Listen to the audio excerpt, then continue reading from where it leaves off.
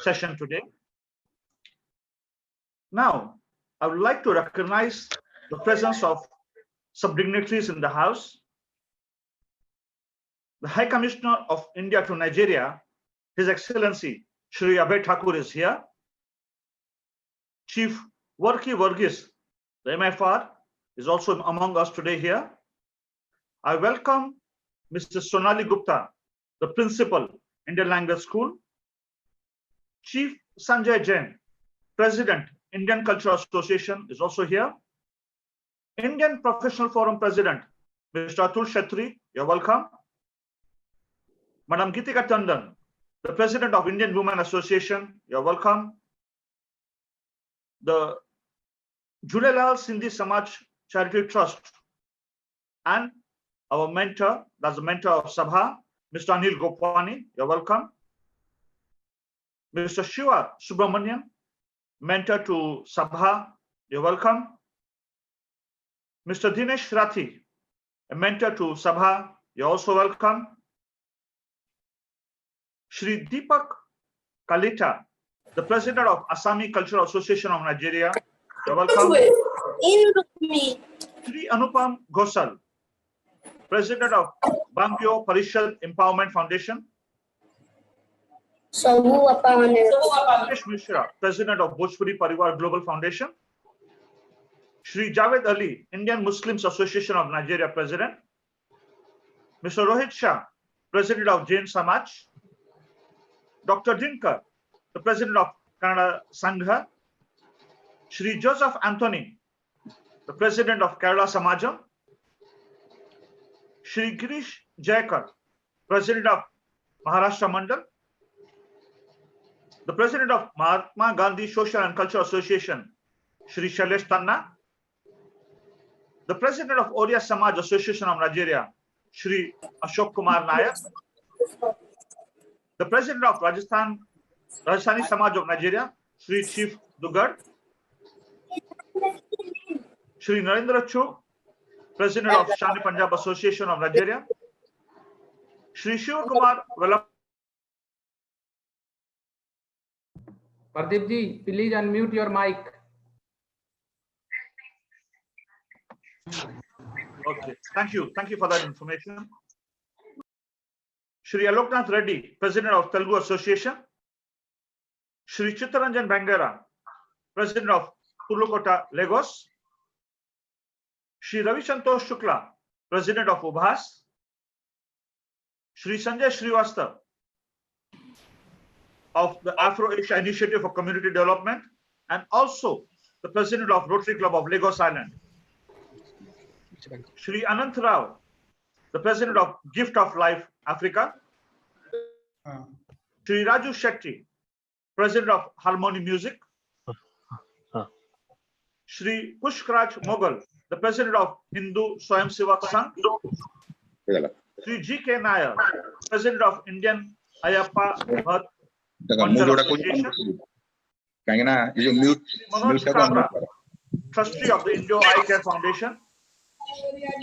Shri Satendra Singh is the Nanak Darbar Mission Sangat. Srimati Chandra Nalode, she is the President of Rotary Club of Lagos Pangro Estate.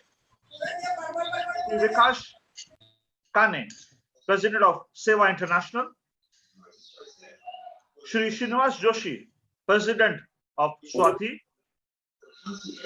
Mrs. Pallavi, the President of Swar Yatra Artists Association of Nigeria.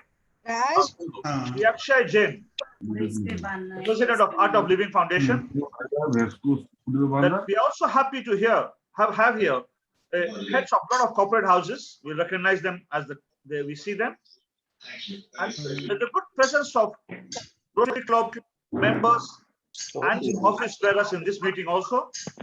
Rotarian Rabib Sakir, District Governor, Rotary Club District 93030 is here. पैसे की जरूरत हो मुझे बताओ कुछ अगर कोई जरूरत है.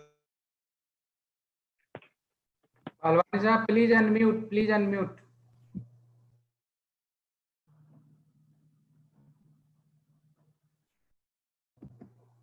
Pardeep ji, please unmute your mic.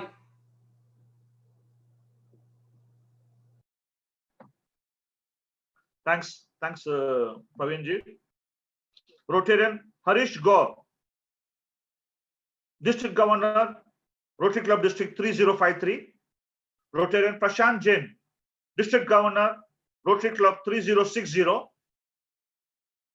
Rotarian Davendra Singh, District Governor, Rotary Club District 3070. Rotarian Ramesh Bajaj, District Governor, Rotary District 3080. Rotarian Dinesh Shukla, Rotary Club District 3110. Rotarian Sunil Mehra, District Governor, Rotary Club District 3141. Rotarian Rajaram Bhatt, Rotary Club District 3182. Rotarian Debasis Das, Rotary Club District 3240. Rotarian Mohanty, Rotary Club District 3260. Sorry. Just a minute. Sorry. Just a minute. Just give me a second. Yeah. Rotarian Mohanty, Rotary Club District 3261. Rotarian Somaya Ranjam Mishra, District Governor, District 3260. Rotarian Sudeep Mukherjee, District Governor, District 3291.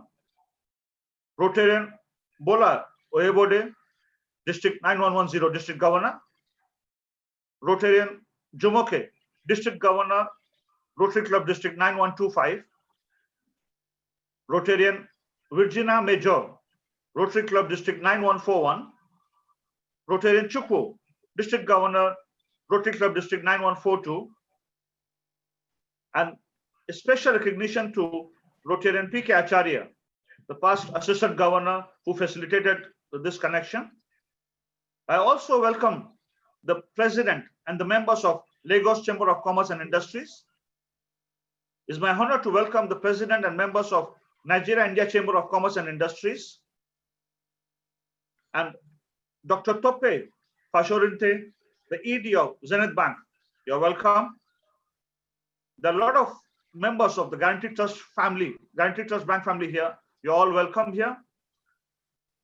The Institute of Chartered Accountants of India, all the members who are present here, you're welcome. And then also the team from PwC and ENY, they're also here. So you're also all welcome.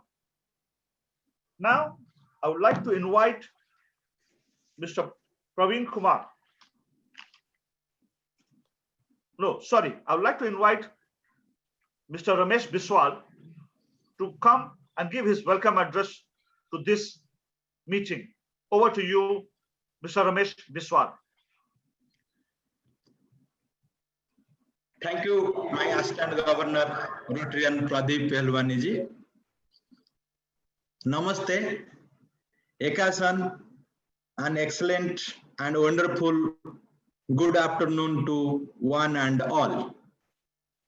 It is my privilege to welcome you all on behalf of SABHA, an organization of Indian community in Nigeria, to its 14th People Awareness Webinar, which SABHA has been conducting for the past 14 weeks to create awareness among community members, especially during the unprecedented COVID-19 pandemics, and to bring the new normals to manage the global crisis through these webinars.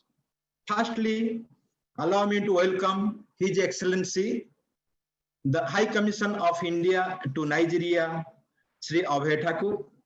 You are welcome, sir, to the SABHA platforms.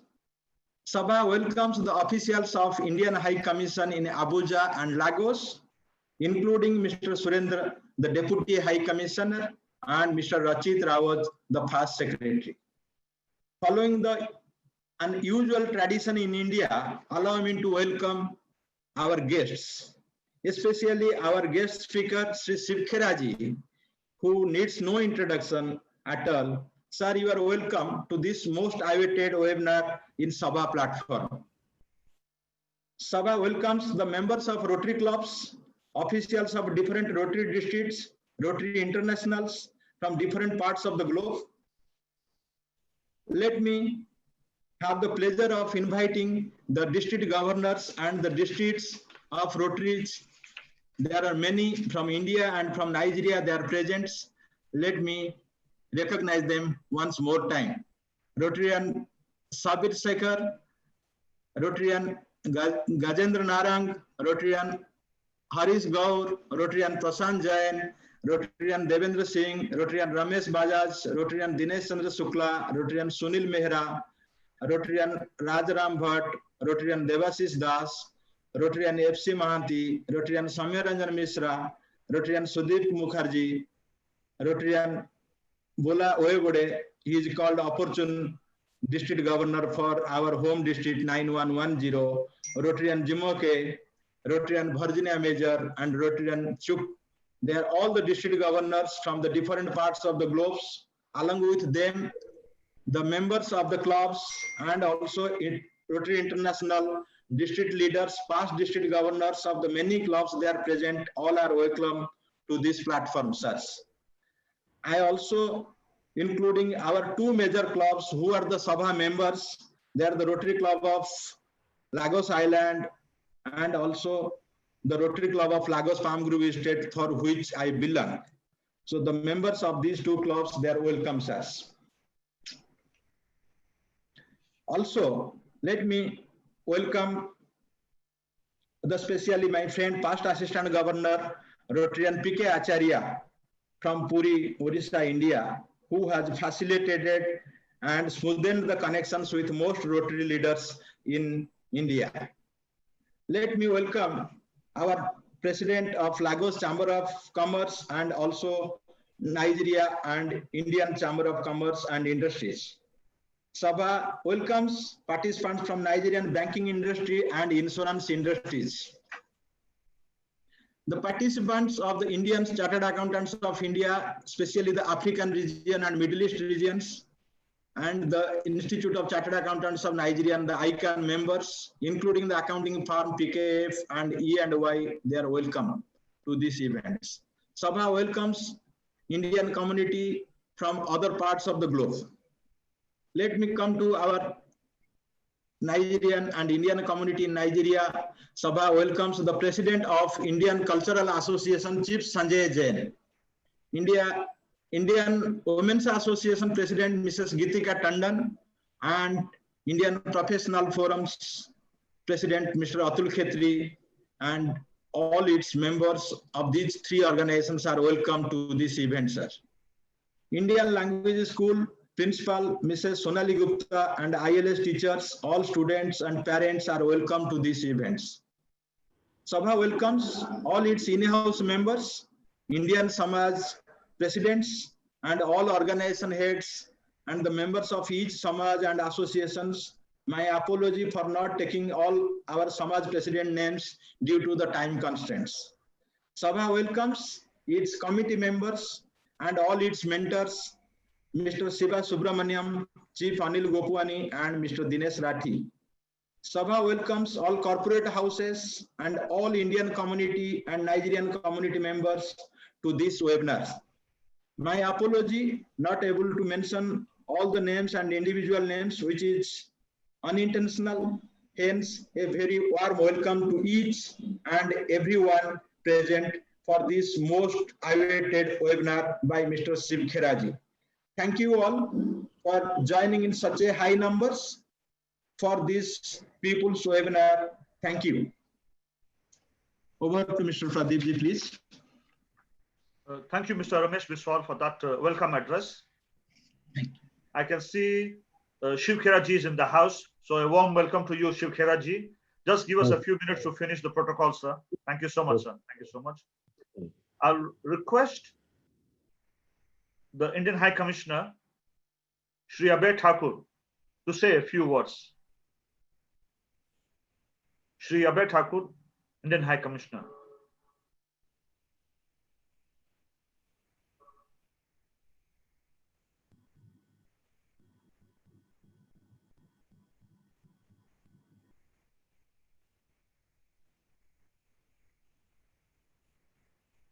The office of the Indian High Commission, I saw them around before. Shri Abhay Thakurji. Yeah, I have confirmed. With the Deputy High Commissioner. He's there. Yeah. Yes, sir. They were testing the mic earlier. You can unmute. You can unmute, please. Yeah, please unmute.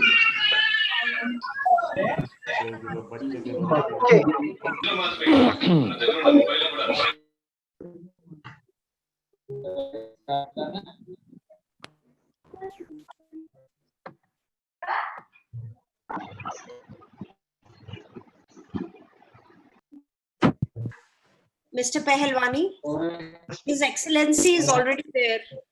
Yes, I can see him. Maybe he's not able to unmute, is it? No, he's coming. No, but he's still on mute. Yeah, please. He's still on mute. Yeah.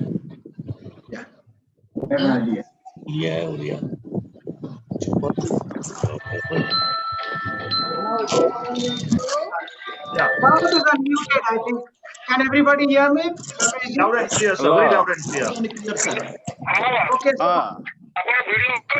Very good. Video on करी video on कर ली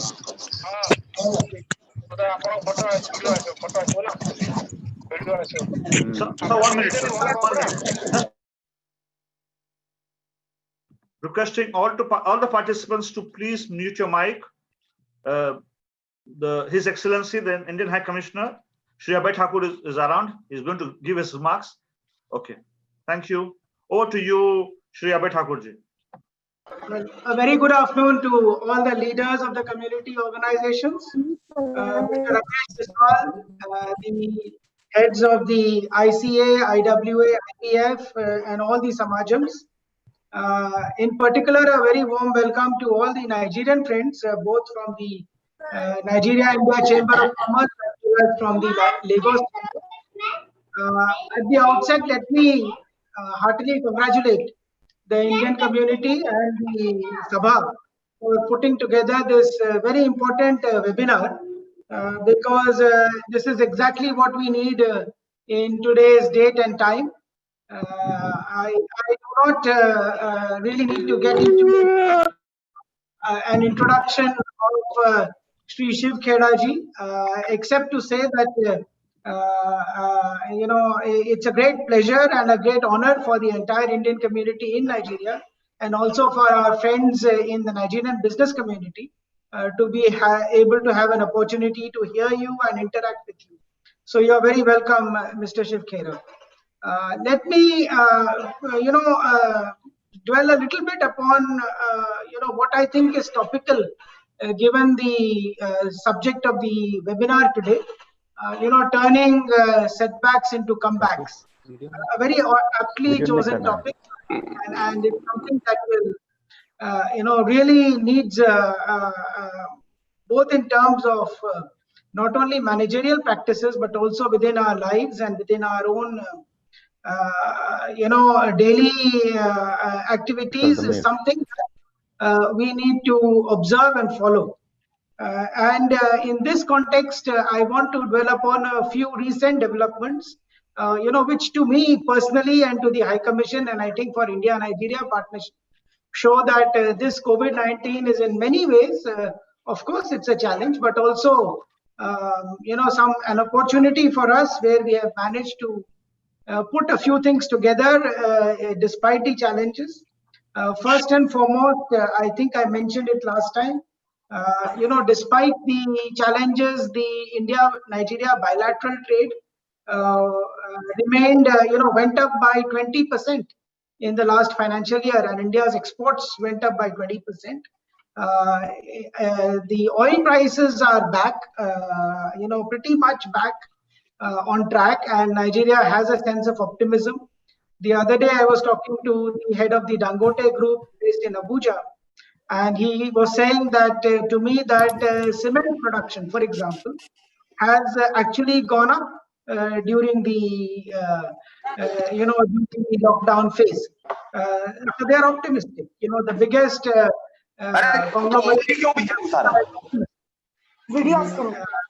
we are having a large number of virtual meetings. Things are progressing. In fact, there used to be if I may say, a barrier of both visas and logistics between India and Nigeria. And in fact, with the increase in virtual interaction, we are able to talk to each other more without any barriers. And this is another, opportunity. The other day, we had a seminar between the PhD CCI and the Abuja Chamber of Commerce and Industry, where we had 38 Nigerian companies and about 100 Indian companies doing B2Bs. A very good web platform has been launched by Indian business chambers in India. And you will be happy to know that $15 million worth of business was transacted between small companies on both sides over one webinar. And this is something which would take a year to plan and whatnot. So, both trade-wise and meetings and B2B interaction-wise, our relations have improved and continue to improve. I had the honor to hand over a medical assistance from India 2 days ago of about 7 tons of medicines to Nigeria. They were very happy to receive it. And in fact, this is the time when India is showing itself to be, the pharmacy of the world. And the Nigerian health minister was saying to me that, India's generic drugs during the, to combat AIDS helped Africa so much. So they are deeply interested in any kind of, Indian supplies, both innovation and supplies in the near future to combat COVID all across Africa. This is another huge opportunity if we can leverage either in terms of innovation or in terms of volumes of production. Bharat Biotech is doing a wonderful job, and we hope they can meet the target.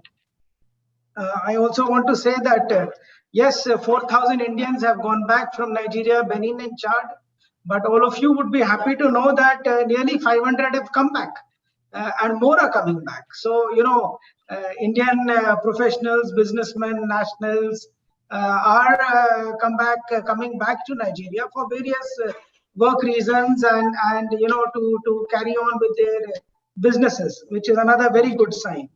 So all in all, I think it's a very wonderfully selected topic.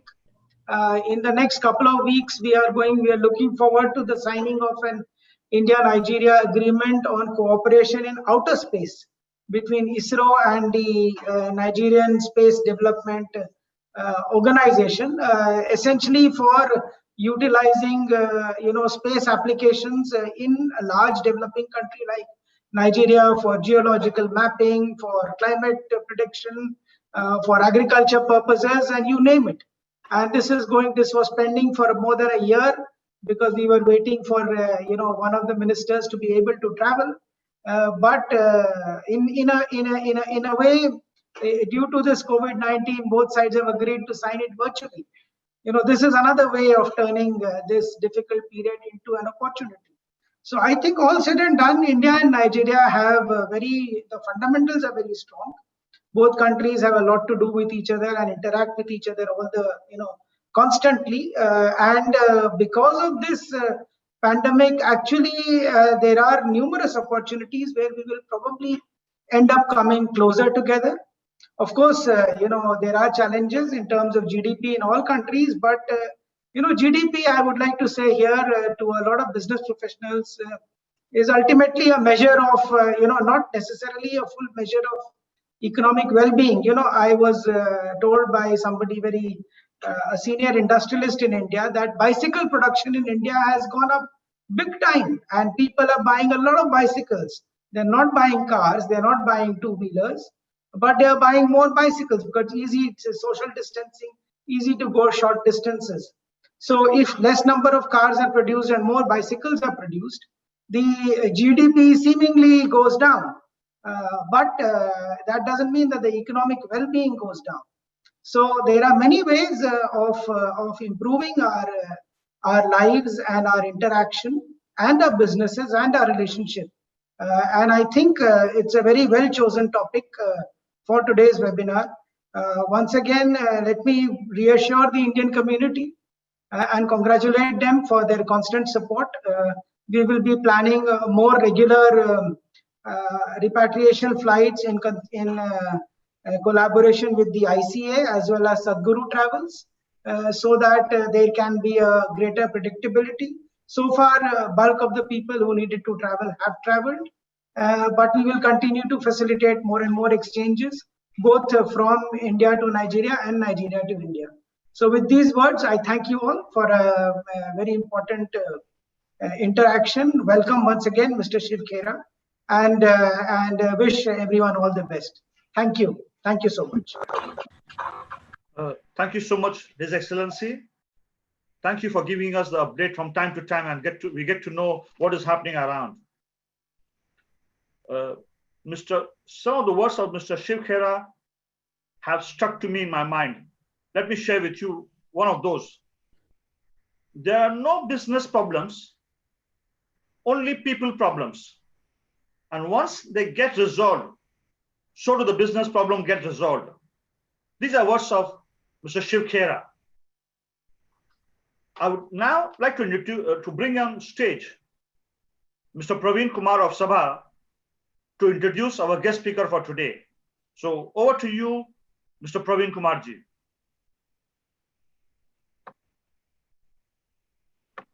Your mic is on mute, Mr. Praveen Kumar. Thank you, Palwani ji. Thank you, His Excellency Sri Abhay ji, and thank you, Shiv Khera ji. Good afternoon, all, and all protocol reserved. Mr. Shiv Khera, everybody knows him, and he is a very known personality. So, Mr. Shiv Khera is an author, educator, business consultant, and a much sought after speaker. He has taken his dynamic personal messages to the opposite side of the globe, from the US to Singapore. His 40 years of research and understanding has put millions on the path of growth and fulfillment. His 8 million copies of his books have been sold, including his international bestseller, You Can Win, in 21 languages. His clients include Lufthansa, HP, DHL, HSBC, Canon, Nestle, Philips, Mercedes, Johnson & Johnson, MetLife, and many more. Tens of thousands have benefited from his dynamic workshop in over 20 countries, and millions have heard him as a keynote speaker. Mr. Khera is the brand ambassador of Roundtable Foundation. He has been honored by the Lions and Rotary International. Everybody knows that his trademark is, "Winners do not do different things, they do things differently." This sentence has great meanings and generates millions of J's. You are a great educator. Our Indian Sanskrit scripture always teaches about an educator like you that vidvattvang cha nirvattvang cha naiva tulyam kadachana swadese pujyate raja vidwan sarvatra pujyate. An educator and a king can never be compared, because a king is respected only in his kingdom, whereas an educator is respected everywhere. You are not a king, sir, but you are more respected than a king. You are, sir, welcome, sir. And I welcome all of the participants. Ladies and gentlemen, please welcome Mr. Shiv Khera to address us on the topic, turn setback into comeback. Thank you, sir. Welcome, Mr. Khera. Thank you so much, sir. Be grateful to you, sir. Thank you, Praveen ji. I'm grateful to you, sir.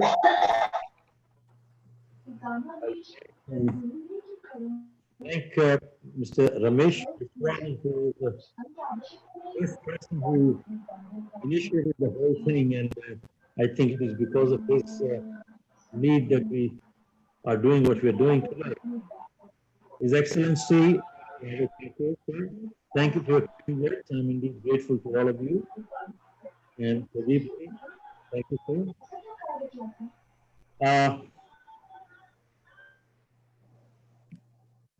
At the outset, I would make a request to our Excellency, sir. I would be honored if you stay with us till the end of the day. I'll be grateful. We attended all the way till the end. I would be grateful if you could do that. All right, so let's get started with the program. Now, why did we pick this topic called turn setbacks into comebacks?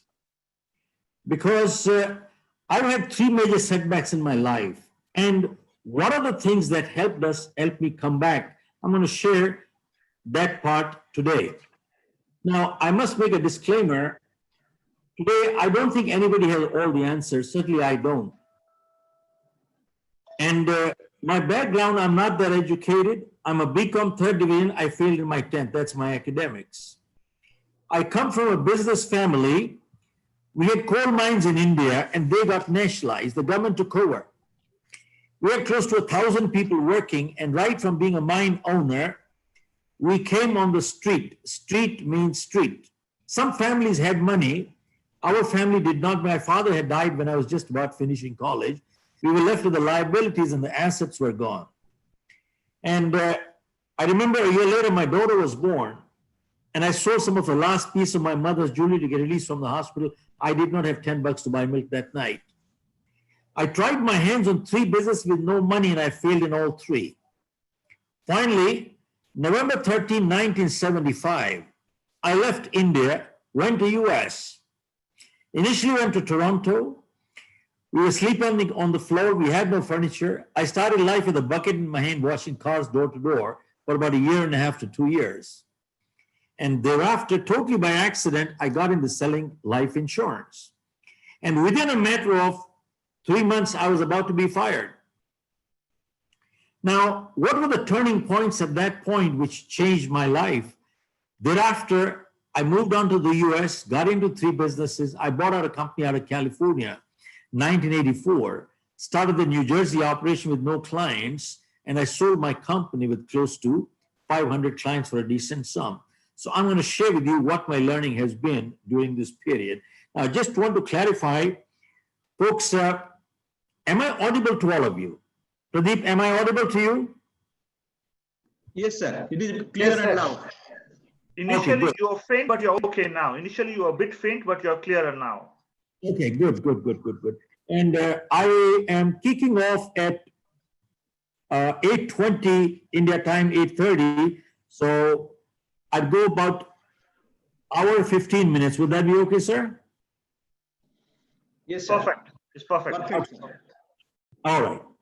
Ramesh, thanks a lot again. Good to see you right on in the real life. Thank you, sir. Now, folks, this virus is going from one state to another. It has covered the whole world. And hospitals are overcrowded. Besides, there is shortage of supplies everywhere.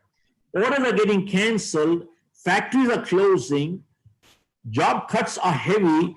Death rate is going up.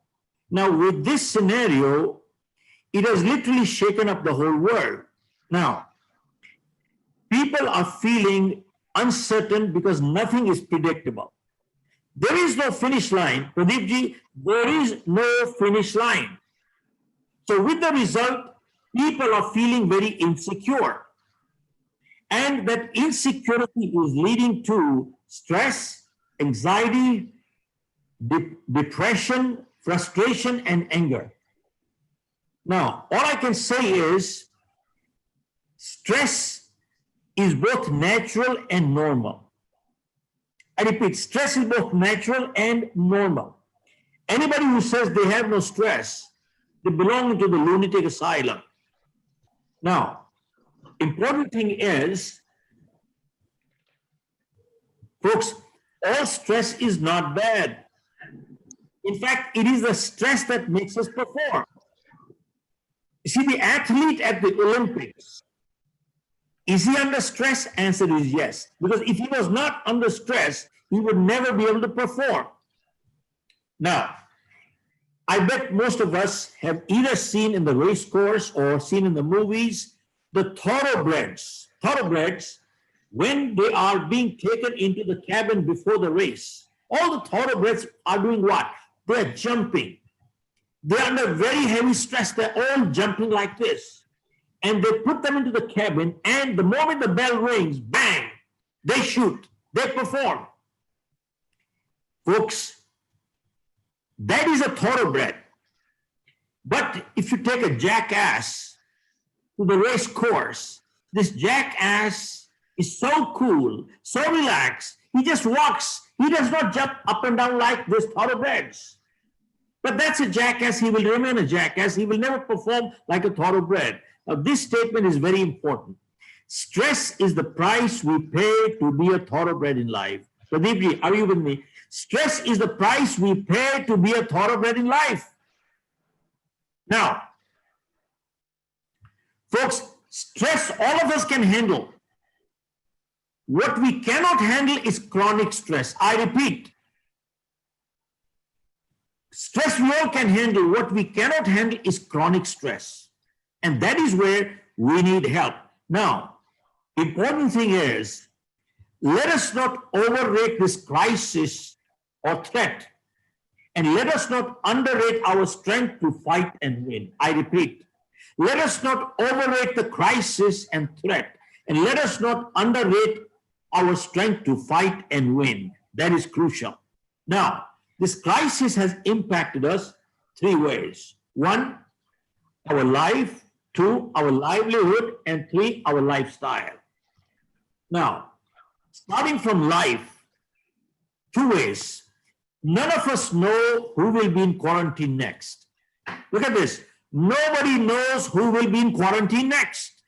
And two, what we do, where we go, and who we meet could be a matter of life and death. I repeat one more time. What we do, where we go, and who we meet could be a matter of life and death. That is life part. Now let us look at the livelihood.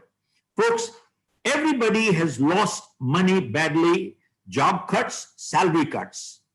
The Manpower, Ministry of Manpower in Singapore, they said almost 75% of wages are being cut because it is difficult to sustain. Now, businesses have lost income. Even governments are losing income. They have no revenues coming in. Now, who are the people who are worst hit? There are three kinds of people in this world. One, super rich. Two, mediocre. Three, the poor. Now, the worst hit are the poor. They are the daily wage earners. They work during the day, eat in the evening, work during the day, and eat in the evening. They're the worst hit. Now, let us talk of the super rich. Folks, super rich don't have a livelihood problem. I just found out that Apple Computers has $200 billion in reserve. $200 billion. Now, obviously, Apple Computers does not have a livelihood problem. Now, same thing is true with some of the big business houses, the Adani, the Ambani, the Birla, and the Tatas. I would be totally surprised if they also have a livelihood problem. So these are super rich guys. Now comes the mediocre. Mediocre people like me and possibly some other viewers, we fall into the mediocre category. Now, the mediocres, Pradeepji, they are thinking, will the crisis finish before the money, or will the money finish before the crisis? That is the biggest question in everybody's head. Will the crisis finish before the money, or will the money finish before the crisis? Now, coming back to the mediocre part, this is the time people are making a distinction between active income and passive income. What is the difference? I go to work, I get money. I go to work, I get money. I don't go to work, I don't get money. This is called active income. But people are saying now, I must have a passive income. Even if I don't go to work, I must get money. So it is crucial to make a passive income for all of us. Now, I had another company in US, which I sold my company, Pension Tax Consulting.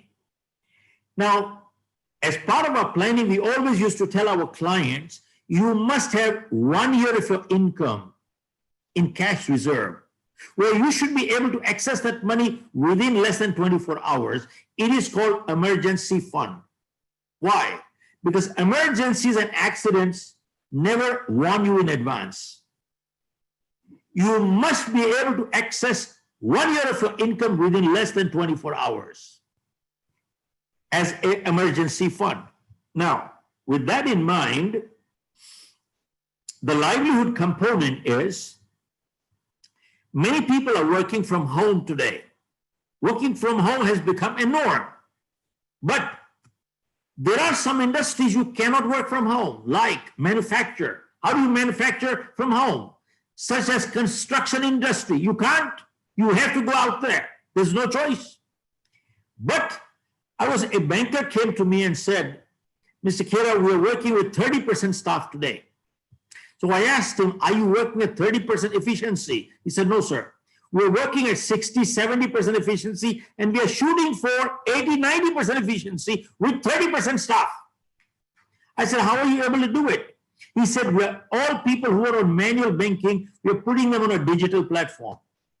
With the result, we have almost achieved 70, 80% with 30% staff, and we're shooting on 90%.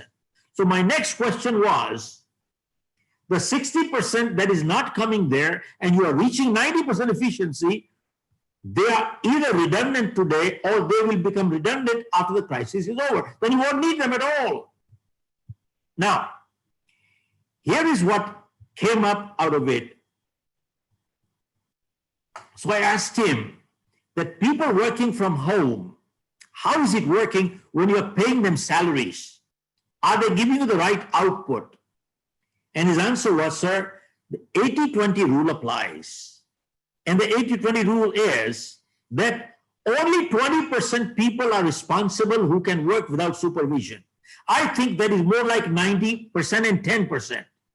Only 10% people are responsible who can work without supervision.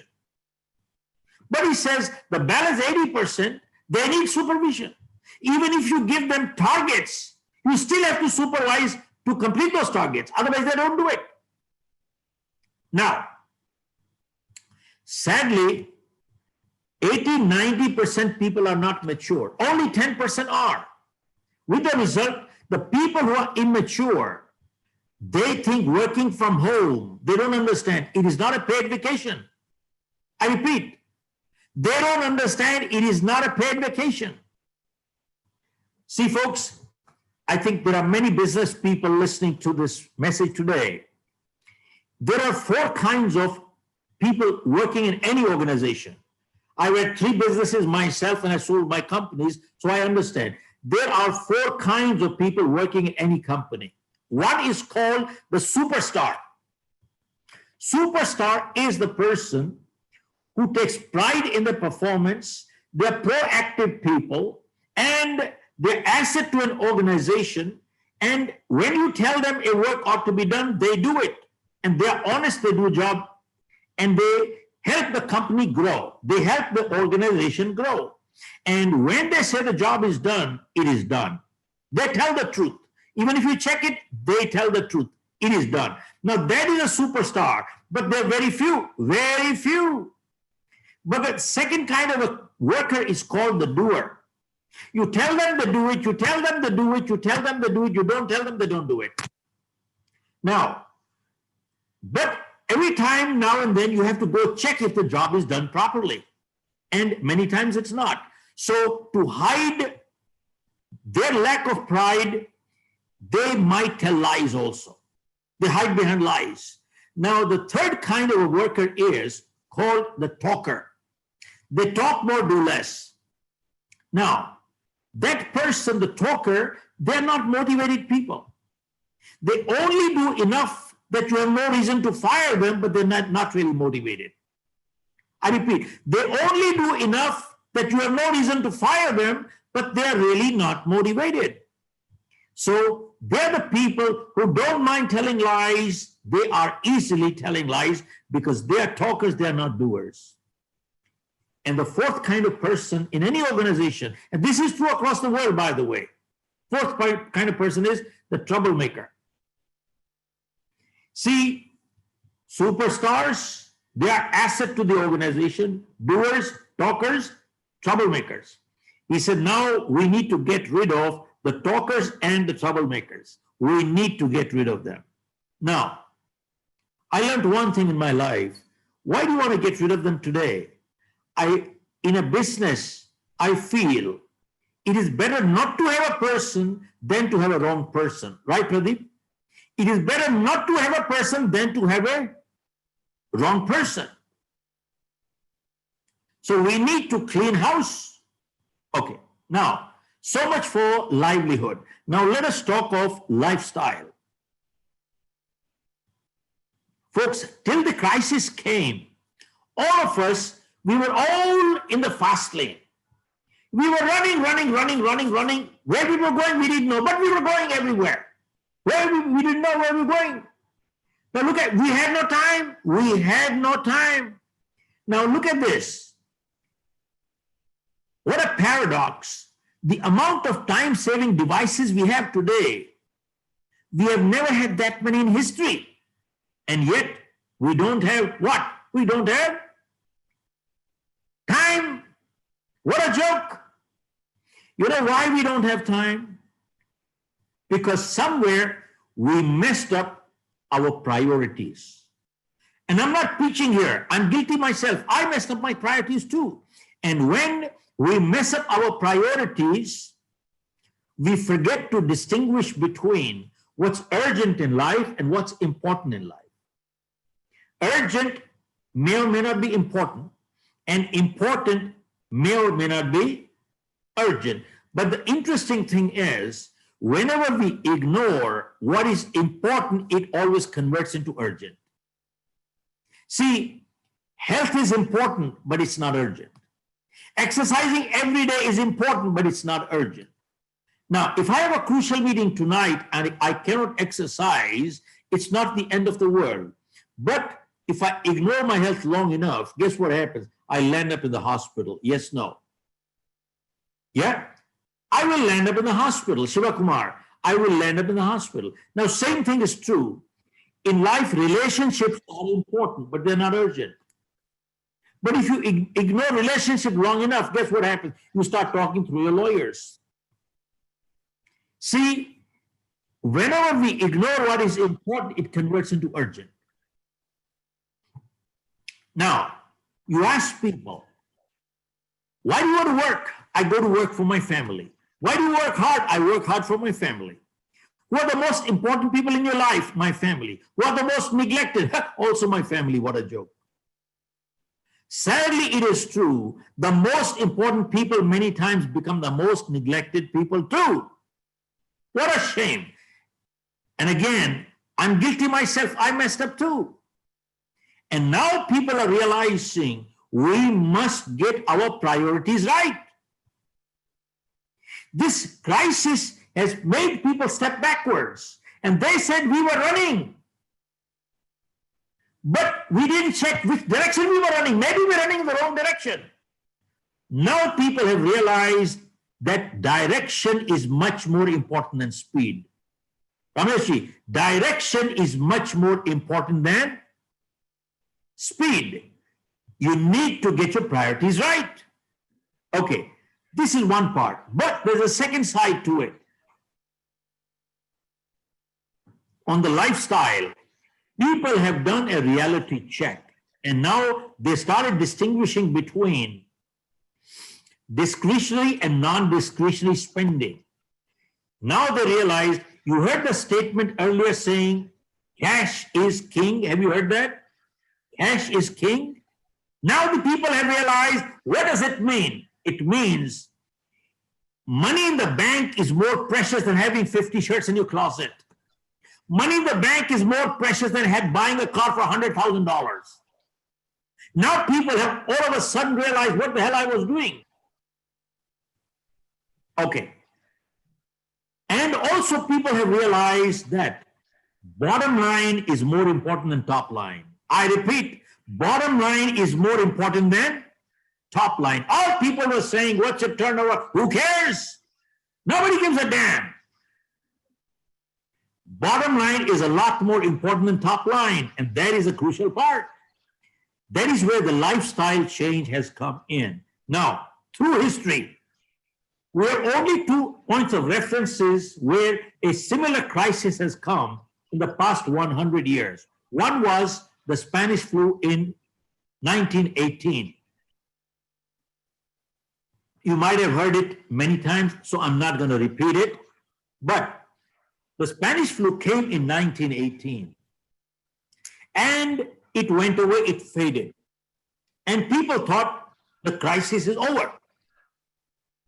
So everybody relaxed, they dropped their guard. But then the Spanish flu came in the second phase.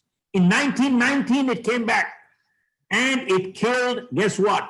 50 to 70 million people were dead. 50 to 70 million people were dead. Go Google it. You will find out. I was shocked. Why am I sharing this with you? Look, the crisis is not over till it's over, till there's a vaccine. So even if the lockdown is over, don't drop your guard. Look at South Korea. Look at Singapore. Look at Melbourne. They've had a second lockdown. And US, 150,000 people are dead. And they're saying the second phase has not come in US as yet. They're talking of September and October. Medical doctors are saying that. So I just want to leave the listeners, don't drop your guard. Don't drop your guard. Okay, now, the second example was the Great Depression of 1929. Now, banks failed. Stock market crashed. People lost their savings. $100 became $15. $100 became $15. Dollar lost its value by 85%. And 15 million people were unemployed.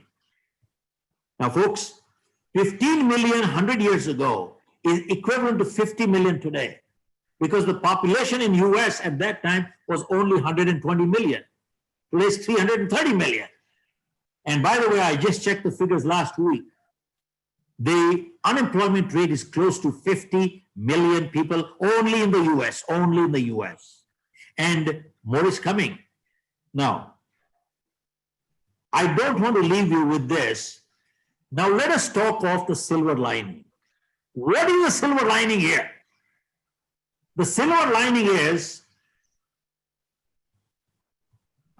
that studies have shown whenever unemployment goes up, self-employment always goes up. I repeat one more time.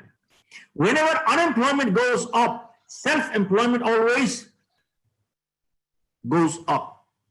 Now, during the Great Depression, when heavy unemployment took place, people had no money, no risk-taking ability, they were not educated, they were not techies. They were going broke. But there were some people who started their business during the Depression, and today they are household words in the US, in the world, all over. Now, why was it? In that Great Depression, there were a few people who were positive-minded. They were called survivalists. They were solution-focused people. Now, you notice there are some people who are problem-focused. You know what that means? You give them a solution, they'll give you a problem. They have a problem for every solution. Henry Ford said, kick them out. Kick them out. We don't need such people. We're not stupid. We understand there are problems. We need somebody who's solution focused. Think about it. How come under the same set of circumstances, some people break records while others break themselves? How come? I repeat this sentence one more time. How come under the same set of circumstances, some people break records while others break themselves? How come? Because they were solution-focused people. I want to share with you 3 examples. One was a man by the name of George Jenkins. This man started in his neighborhood outlet in an abandoned place.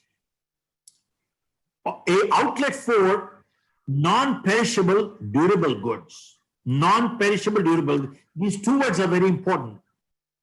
Right? The two words are very important. Why non-perishable? Because if they perish, means 100% loss. And durable means if they couldn't sell, at least the family could consume. So because they had no risk-taking ability, zero. This is how they started. And today, they do a turnover of $30 billion. $30 billion. Their net worth is $6 billion. And man has 1,000 outlets in the US. And their name is Publix Supermarket. Go check it out. One store. Second example was, there were two brothers in California, Gallo brothers, and they were struggling. But they got hold of some grapes and started crushing, making wine. But nobody would buy it. Nobody had money. They started selling the wine 50% below market, 50% below market. This is how they started. And today, Gallo wineries supply 25% of the wine supplies in the US, and they're worth $10 billion. Third example was a man by the name of Simplot. He had a little patch of land in Idaho. He started cultivating potatoes. Now, what he couldn't sell, they ate. What he could not eat started rotting. Now, he could not afford the loss of having the potatoes rot. So he started freezing them. This is how he started. And today, he accounts for 33% of the French fries business in the US. The biggest customer is McDonald's, and he's worth close to $10 billion. Now, Rameshi, I do not want to leave you with impression that anybody who's listening, or we all start a business and we will all become billionaires. That is not the message. The message is very clear, and it is we need to become solution-focused people. I repeat, this sentence is very important. How come under the same set of circumstances, some people break records while others break themselves? How come? Okay, now, this crisis has impacted us three ways. One, physically, medically. Two, economically. Three, psychologically. So let us look at the first part, physically, medically. I'm not a doctor. I'm not going to talk about it, so I'm going to skip it. Two, economically, I will address one component on the economic side because there are many business people here. And that is, till now, the word was globalization, globalization, globalization, globalization. Now, all of a sudden, the word has changed to what? Localization, localization, localization, localization. Why? Because till now, the production was 25,000 miles away from consumption. And now all of a sudden, people realized if the country that is producing, they want to blackmail us, man, we're dead. We're gone. Folks, I was totally surprised when I came to know that United States, US, depends on China for 97% of the pharma products. Pradeep, did you know that? I didn't know it. I was shocked. India depends on China for 81% of antibiotics, 85%. India depends on China for 70% of electronics. So all of a sudden they woke up that production must come closer to consumption. Why did they go earlier? Only because of labor costs.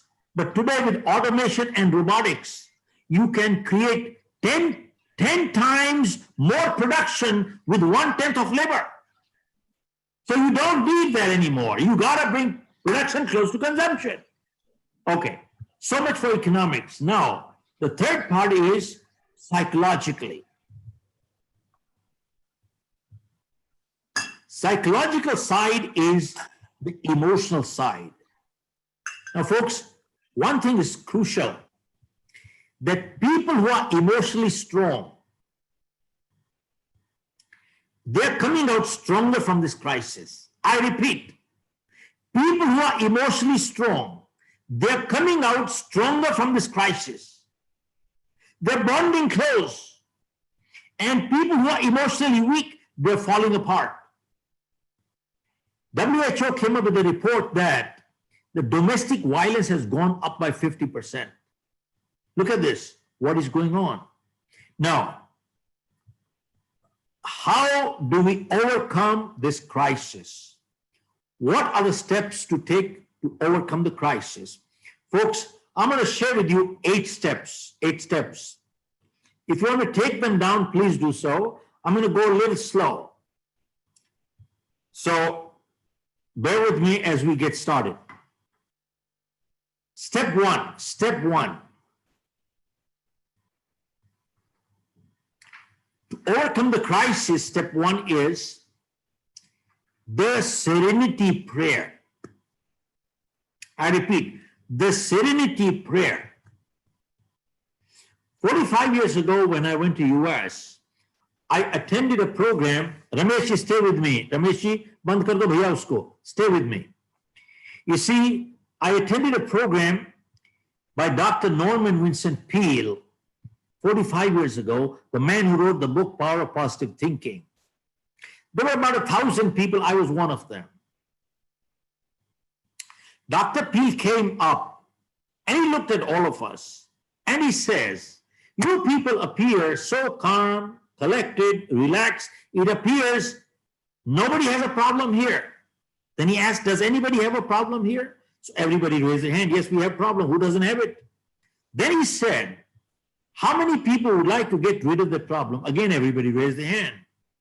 Then Dr. Peale said, while coming here, I came across a place where I saw some people who had no problem at all. They were lying there totally stressed out, relaxed. They had no problem at all. How many people would like to know where that place is? Again, everybody raised their hand.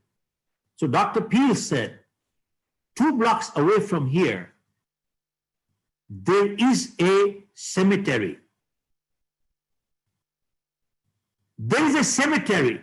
There are people lying there, all stretched out, totally relaxed. They have no problem whatsoever. Then he asked, how many people would like to get rid of the problem? Nobody raised their hand. Everybody put their hand in their pocket. Then Dr. Peale said, remember, problem is a sign of life. So long as we are alive, we shall have problems. The day we don't have problems, we'd be dead. And when we are running short of problems, that is the time to watch out, to pray to God. If you stop trusting me anymore, send me some problems. Then Dr. Peale that day gave a prayer. It is called the Serenity Prayer. It wasn't his either. Somebody else gave it 2,000 years ago. But in my opinion, the Serenity Prayer is the gist of life. Folks, in the last 45 years, I have not left my home without my prayer. And I have come across many, many difficult situations in my life, but this prayer has helped me tremendously. And let me share with you what it is. It goes like this. It says, God grant me the serenity to accept the things that I cannot change, and courage to change the things that I can, and wisdom to know the difference, what I can and what I cannot. I repeat. I'll go slow. If people want to take it down, it's okay. God grant me the serenity to accept the things that I cannot change, and courage to change the things that I can, and wisdom to know the difference, what I can and what I cannot. Now, folks, if you analyze this prayer and dissect, God grant me the serenity. Ramesh, you hear me? God grant me the serenity to accept the things that I cannot change. Now let me ask you, can we change everything in this world? Answer is no. Do we control everything in this world? Answer is no. There are many things beyond, such as, I didn't choose my parents, neither did you. I didn't decide where I was going to be born, and neither did you. And if this is the color of my skin and my height, there's nothing I can do about it. And granted, sometimes people are born deformed. And sometimes bad things do happen to good people for no fault of their own. What wrong did they do? Who knows? Folks, it said, what I cannot change. How did this corona crisis come? I don't know, but it's here. All it says is what I cannot change, let me accept it graciously, not grudgingly, because many times in life, we keep fighting the things we just cannot change. And we bring stress into our lives. And we become paralyzed and we become unproductive. Why do we fight the things we can't change? But then it says further, if I can change, then give me the courage to do it. And wisdom to know what I can and what I cannot. Amazing prayer. Now, when I wrote my new book, which was launched last year in London, the title, You Can Achieve More, I took this thought and I took it 2 steps further. And I wrote in my book, life is full of choices and life is full of compromises. Seems like a contradiction, but not really. See, how is life full of choices? If I ill-treat you, I've chosen to be ill-treated, haven't I? If I treat you with discourtesy, I have chosen to be treated with discourtesy, haven't I? If I light up a cigarette, I've chosen to invite cancer, haven't I? If I drink and drive, I've chosen to invite an accident, haven't I? If I exercise every day, I've chosen to invite good health, haven't I? If I eat too much every day, I've chosen to be obese, haven't I? If I tell lies, I have chosen to lose my credibility, haven't I? If I tell the truth, I've chosen to be a credible person, haven't I? See, Pradeep, life is full of choices. Now, important thing is, we are all free to the point of choice. But after we make our choices, the choice controls the chooser. We have no more choice. I repeat, we are all free to the point of choice. But after we make our choices, the choice controls the chooser. We have no more choice. Now, I see Rohit there. Important thing is, how is life full of compromises? Now, folks, as somebody said, well, we cannot choose the cards that are dealt to us. What we can choose is how we play the game. Sometimes nature gives us a lemon. The choice is ours. Do we cry or do we make lemonade? That's our choice. Now, you see,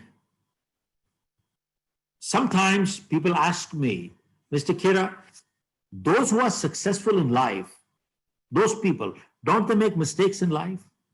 And people who are failures, don't they do positive things in life? And my answer is, people who are successful, remember, they do make mistakes. But remember one thing, making a mistake once in a while does not make anybody a failure. Repeating the same mistake again and again is what makes a person a failure. And doing something positive once in a while does not bring success. Repeating the same positive behavior again and again is what brings success. So folks, what is success? Series of positive choices in life is called success, and series of negative choices in life is called failure. And that's it. It is so simple. People have just complicated it. That's about it. Okay, that is step one. Now step two, to overcome the crisis, step two. Folks,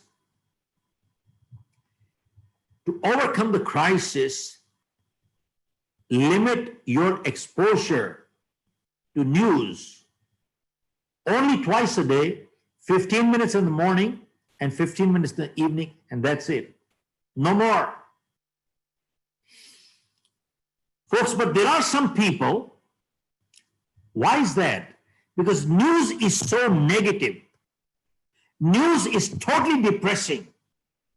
Now, have you noticed there are some people who wake up in the morning and what do? They turn the TV on. Right in the morning, 7 o'clock, 8 o'clock, and they turn the TV on and they're checking what? Score. You know what the score is? The score is to check, as if there's a cricket match going on between India and Australia. They check the score. How many infected, how many died, how many infected, how many died, how many infected, how many died. And then they watch that for 1 hour. Then they switch the channel as if the score is going to change. And then they move to the third channel and the fourth channel and fifth channel.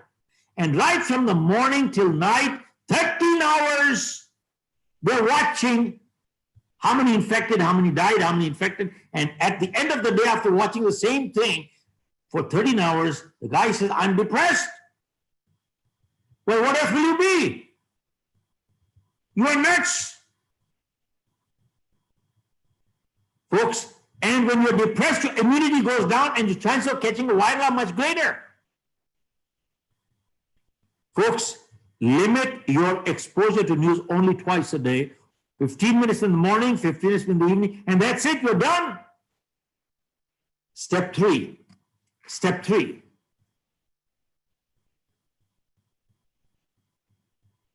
To overcome the crisis, folks, convert your downtime to uptime.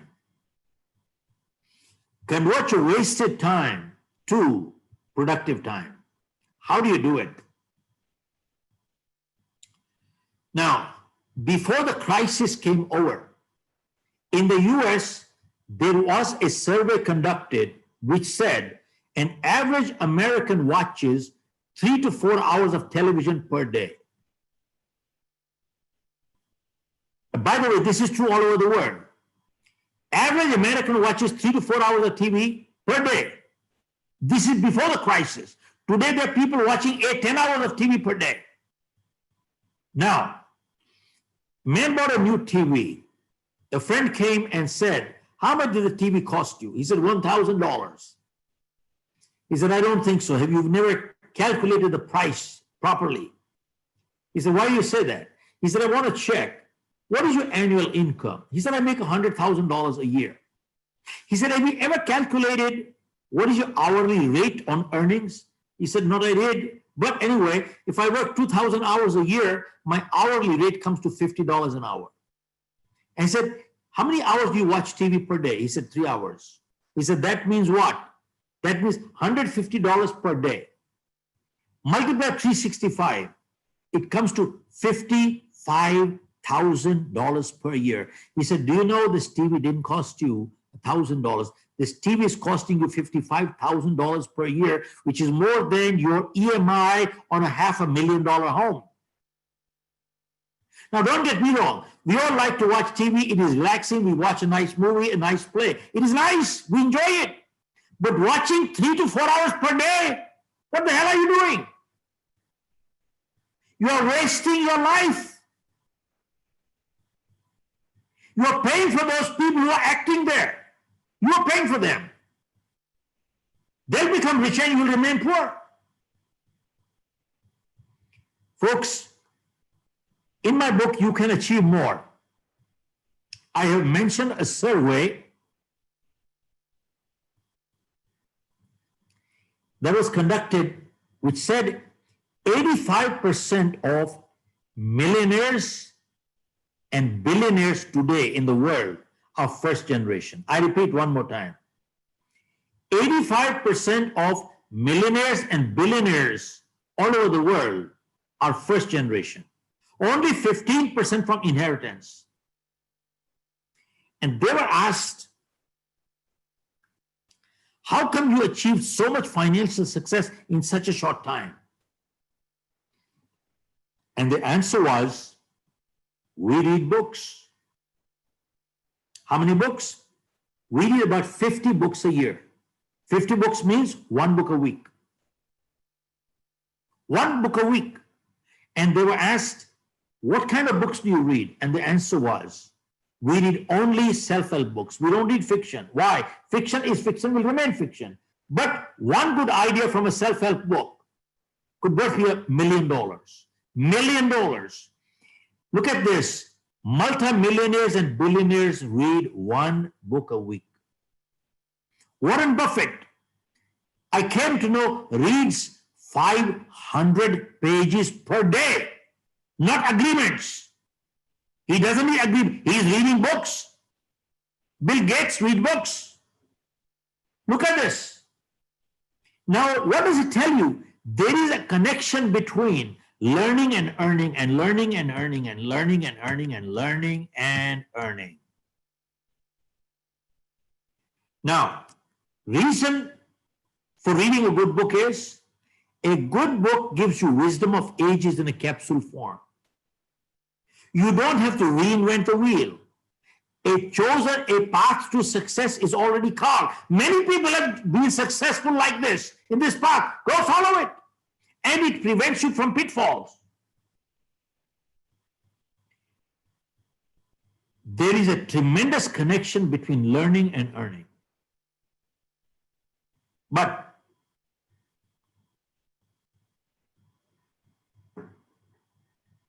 and I learned one thing more, that a serious reader never ever lends or borrows books. They never lend or borrow books.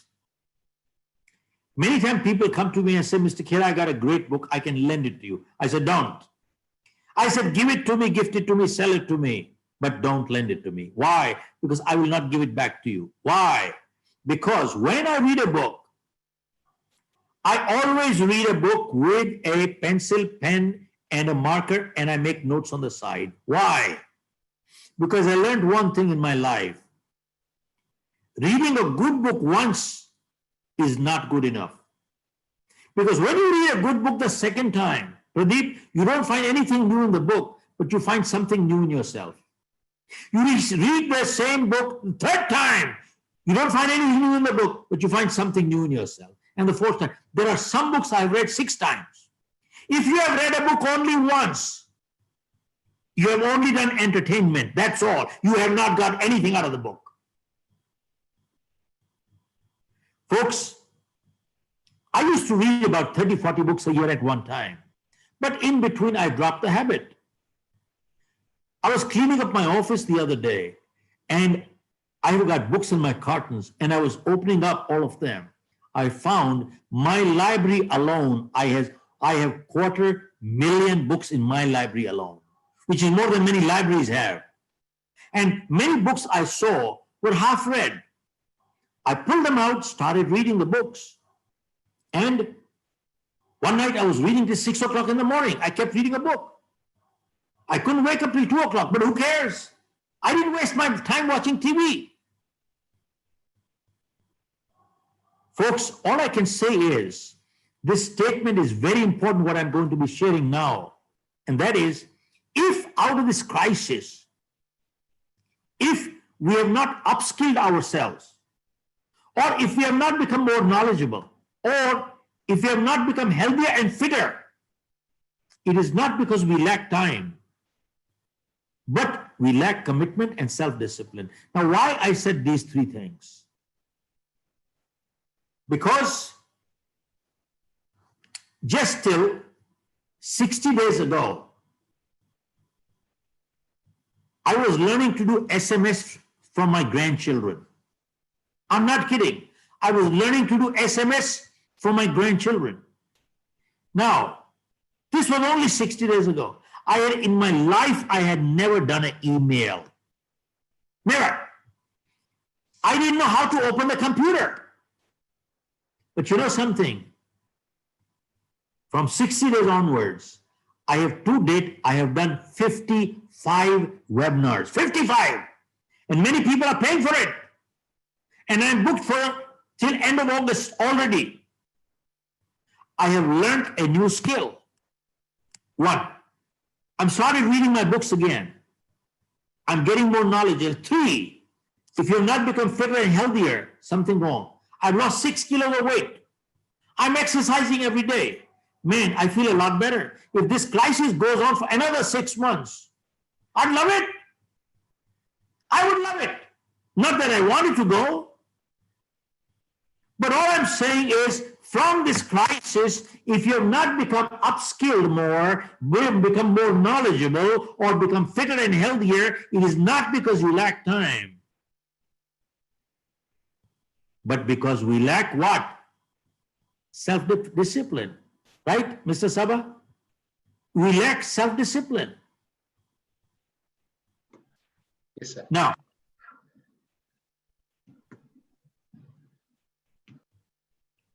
need to convert the downtime to uptime. Step 4. Step 4.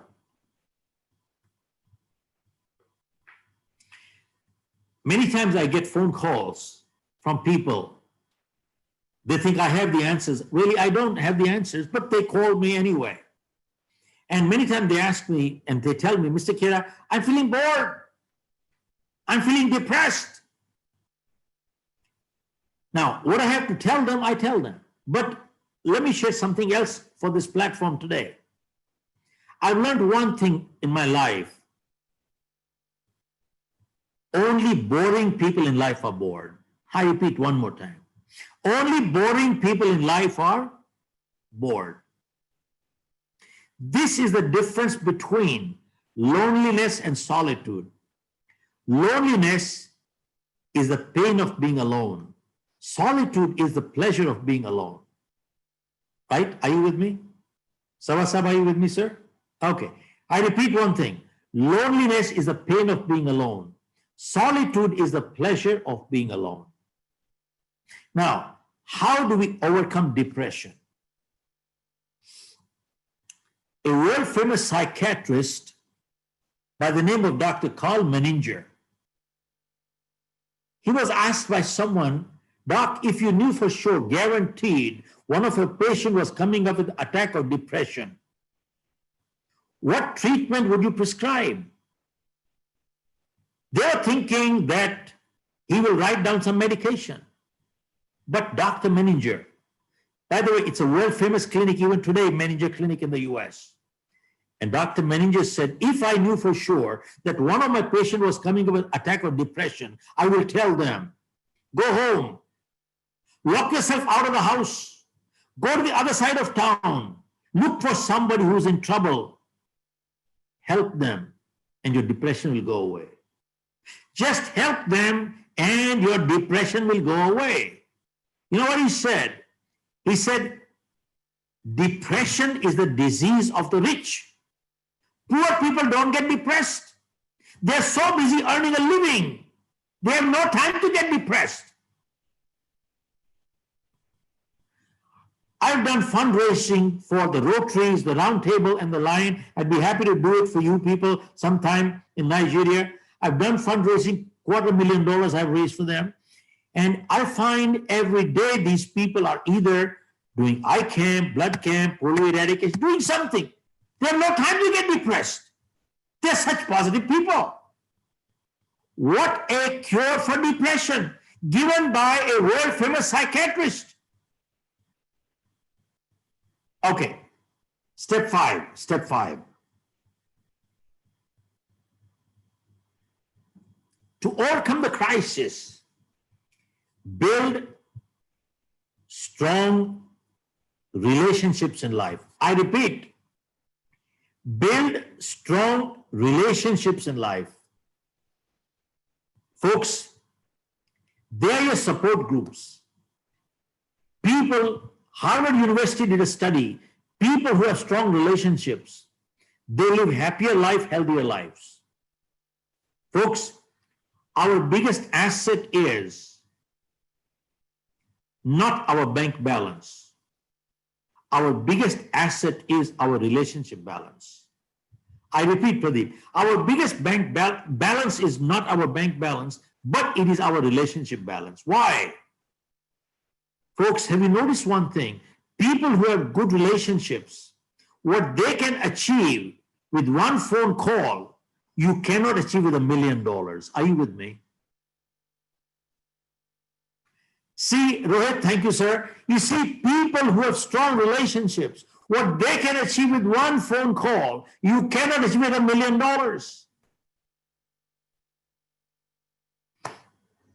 Our biggest asset in life is our relationships. Now, relationships at home. Tell me, God forbid, if any one of us was hospitalized tonight, how many people will be around us? Only 3, 4, that's it. And sadly, those are the people we take them for granted. They are the most important people. Folks, this time of crisis, people who are emotionally strong, they're becoming stronger. They're bonding stronger. And people who are emotionally weak, they're fighting. And if they don't bond now, they'll fall apart. They will fall apart. Now, folks, coming back to relationships, I got a call the other day from a gentleman I had met 10 years ago, but we had disconnected. So this man calls me up and says, Mr. Khera, we met 10 years ago and we felt good about each other, but somehow we didn't carry on that connection. He said, sir, I apologize. देखो उसका आप हिंदी समझते हो साहब, उसका बड़प्पन कितना है. Look at the greatness of the person. कहता है साहब, somewhere I went wrong. I apologize. I didn't keep up with you. I have no business with you. I'm just calling to reconnect. Man, what a guy. I'm just calling to reconnect. So after we kept the phone down, I felt, what a man. What a great man he is. He took the lead. He took the first lead. Immediately, I looked at my telephone book, telephone directory, and I started looking at all the contacts I had. And there were people I had met 2, 3, 4 years ago who I did not keep up with them. And guess what? I picked up the phone and called them the same thing. I said, look, we connected 3 years ago and we went along pretty good and I have a lot of respect for you. I have no business with you. I'm just calling to reconnect. Folks, आप लोग व्यापारी आदमी हो साहब. Let me share with you, somebody asked me, how can I jumpstart my business? We do consulting for our clients. I'm just sharing with you what people pay us money for it. You see, somebody says, how can I get a jump start after the crisis? I tell them, go look at your client list. Go look at your people who did business with you in the last 6 years, but they have not done any business with you in the last 1 year. Pradeep, here it is. If people, you got a list of people who did business with you 6 years ago, 5 years ago, and all, just make a list of everybody and see how many people have not done any business in the last 2 years. And what do? You don't call for business. You pick up the phone and say, buddy, I see we did business 6 years ago, but we haven't done any business in the last 1, 2 years. I'm calling not to do any business right now. I just want to find out, sir, where did I go wrong? Where did I go wrong? Somewhere I must have made a mistake, sir. I'll be grateful to you if you just tell me, what did I do wrong, sir? Whether we do business or not, it makes no difference. Don't do any business with me. But I just need your help, sir. Just tell me, sir, where did I go wrong? You know something, today, when you call them, they have the time to listen to you. Tomorrow, when they get busy, they will not even have time to listen to you. And if you look at all the 6-year book of business, I'll tell you what, you will reconnect with them. And the moment the crisis is over, you'll get a jump start like this. You'll get a head start. Now, there are many people who network with each other. Rotarians. Network के लिए rotary में जाते हैं साहब. Lions, they do the same thing. Round table, they join Chamber of Commerce only to network. जानते हो उनका network का क्या मतलब होता है? साहब देखो, बना के रखो, काम का आदमी है, क्या पता कभी जरूरत पड़ जाए। काम का आदमी है भाई, पैसे वाला है, गुंडा है, माफिया है, पॉलिटिशियन है, क्या पता कभी काम पड़ जाए। बना के रखो, he could be useful. Interestingly, usefulness goes, relationship goes. They are rascals. They're only takers. They're parasites. They're selfish rascals. They're only here to take. You can never build relationship with such people. Never, never, never.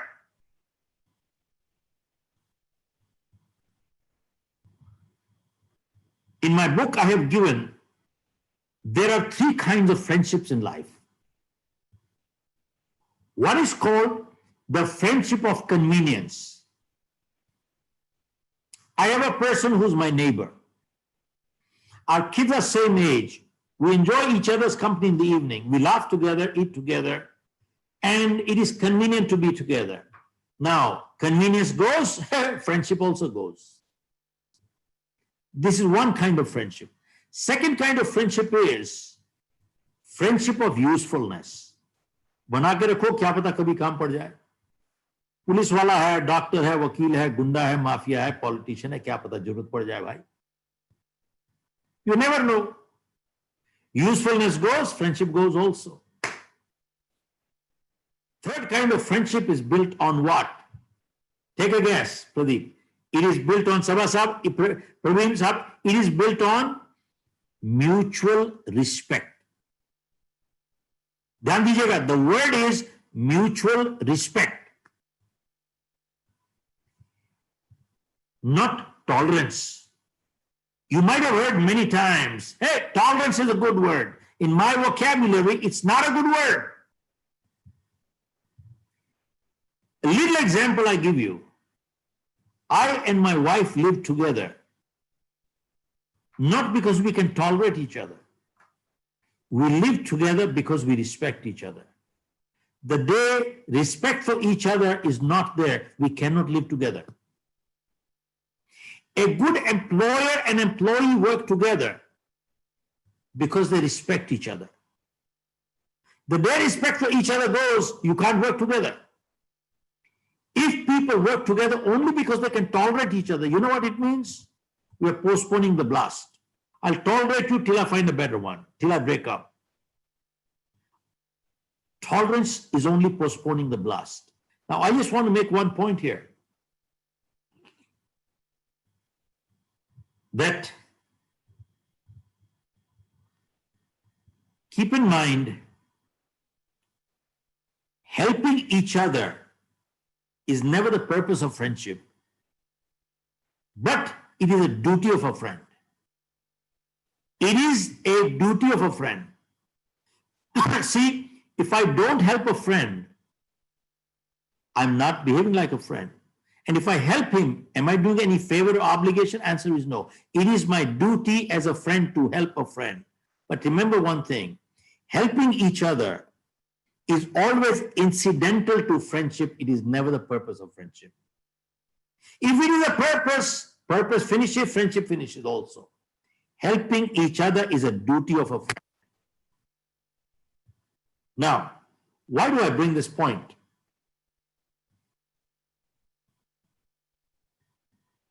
We have an office in Singapore. One evening I came from dinner and somebody met me, saw my suit and tie, and he said, "You came from dinner?" I said, "Yes." He said, "I hope you met some people who could be useful to you." I felt like giving a piece of my mind to him. This person can only think of selfishness. They are parasites. I hope you met somebody who could be useful to you. They don't understand one thing, that meeting a good person is good enough. Meeting a good person is good enough. They're looking what they can get out of you. You can never build a relationship with such people. Relationships are only built when A person can add a value addition to another person's life. You have to give before you get in life. Are you with me? Are you with me, sir? You have to give. और साहब जो मैं आपसे बात कर रहा हूं ना, no school and college teaches all these things. MBA पढ़ा देते हैं उसको, PhD करवा देते हैं साहब, उनकी बात समझ में नहीं आती है. In fact, James Cook University from Australia has just partnered with us because I've been doing corporate training for the last 35 years. And we do it with Lufthansa, Johnson & Johnson. And when we do corporate training, and since all of you are in business, when we do corporate training, we tell our clients, buddy, what we are doing in your company today, this is called repair work. I'm repairing. This is called repair work. Now, if you prepare them, you won't have to repair them. Where do you prepare them? You prepare them in schools and colleges. So we created a program for schools and colleges. Prepare, don't repair. And James Cook University from Australia, they partnered with us. And we're now doing programs for them in Singapore campus. Now, I bring this point here. It is so crucial to build strong relationship. That is your biggest asset in life. Okay, step 6.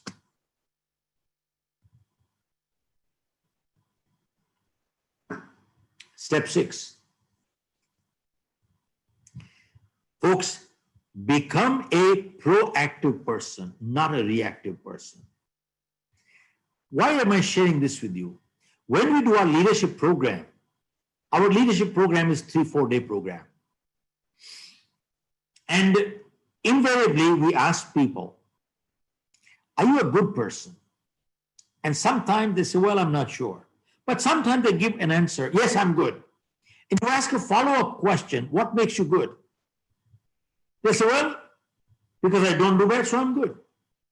I don't tell lies, so I'm good. I don't cheat, so I'm good. I don't steal, so I am good.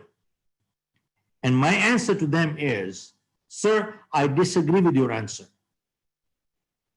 Just because I don't do bad does not make a person good. Go ask a medical doctor. Absence of ill health does not mean good health. Are you with me? I repeat, absence of ill health does not mean good health. So just because I don't do bad does not make me good. If I don't steal, it only means I'm not a thief, but that does not make me good. If I don't tell lies, it only means I'm not a liar, but that does not make me good. And if I don't cheat, it only means I'm not a cheat, but that does not make me good. A person becomes good only when they proactively do good. That is what is called proactive. Now, why am I sharing this with you? Because pretty much most people listening to it are business people, entrepreneurs. And I've learned one thing in my life, and they're all leaders. A good leader in life always takes a stand for something. And when you take a stand for something, you always take a stand against something. A good leader is never neutral. If you're neutral, you're a politician. I repeat, if you're neutral, you are a politician. That's it. A good leader takes a stand for something and takes a stand against something. They're not neutral. Why do I share this? Because you keep hearing all the time that compassion is a good word. Answer is yes. But I just want to make one point, and that is, I have no compassion for enemies of humanity. I repeat, I have no compassion for enemies of humanity. And who are the enemies of humanity? I've seen videos from New York. I've seen videos from Europe. I've seen videos in India where there are people who are infected or not. They are beating up the nurses. They are throwing stones at the doctors. They are spitting at the doctors, and they're spitting at security forces and the police people. knowing fully well they're infected, but they want to throw spit at him to infect him. They are spitting on vegetables. They are spitting on fruits. They are spitting on home delivery pizzas, knowing fully well, if I spit, he will become infected. Is this not sadistic behavior? What do you call it? This is called the enemies of humanity. I have no compassion for them. Now, why am I sharing this with you? Very important reason.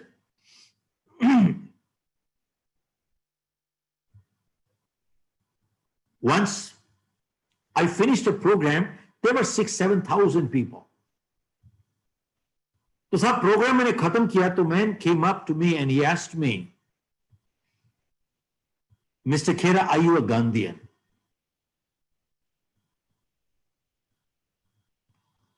So I've learned one thing in my life. Don't reply till you clarify the question. And two, sometimes the best answer to a question is a question. तो परवीन साहब, मैंने उसको पूछा कि भैया एक बात बताओ, how do you define a Gandhian? What are the parameters of a Gandhian? What makes a Gandhian? Then I will give you the answer. So he says three things. One, Gandhi believed that with love you can win everybody in this world. One. Number two, Gandhi believed in tolerance. Number three, Gandhi believed in non-violence. So he said these are the three pillars of being a Gandhian. With love you can win everybody. Two, you become tolerant. Three, non-violence. Three things. So I don't know what came to my mind at that point.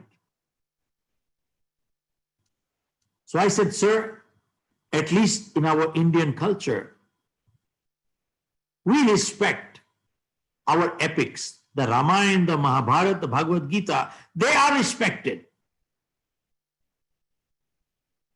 So I asked him, tell me, was Ram a Gandhian? Let us see, was Ram a Gandhian? Now you said three criteria of being a Gandhian. One, with love you can win everybody. Tell me, was Ram able to win everybody with love? Answer is what? Answer is no, he was not. Two, you said tolerance. Did Ram say I'm very tolerant? You kidnap my wife away, it's okay, I'll get a second one. You'll kidnap a second one, I'll get a third one. You'll kidnap a third one, I'll get a fourth one. Did he say that? He said, no, I don't tolerate kidnappers. And three, you said non-violence. I said, tell me, what did Ram do? He had to pull out his weapon and kill that evil. Even for self-defense, that is called violence. What is wrong with that? So I said, Ram failed all three tests. That means Ram was not a Gandhian. And I said, if you look at the life history of 10 Sikh gurus, you look at the 10th Sikh guru, when the Mughals were forcibly converting people at that time, was the 10th Sikh guru able to win with love? Answer is no. Did he say, I can tolerate all your terrorism? He said no. And third, do you have to pull out the weapon? Answer is yes. So Guru Gobind Singh Sahib was not a Gandhian either.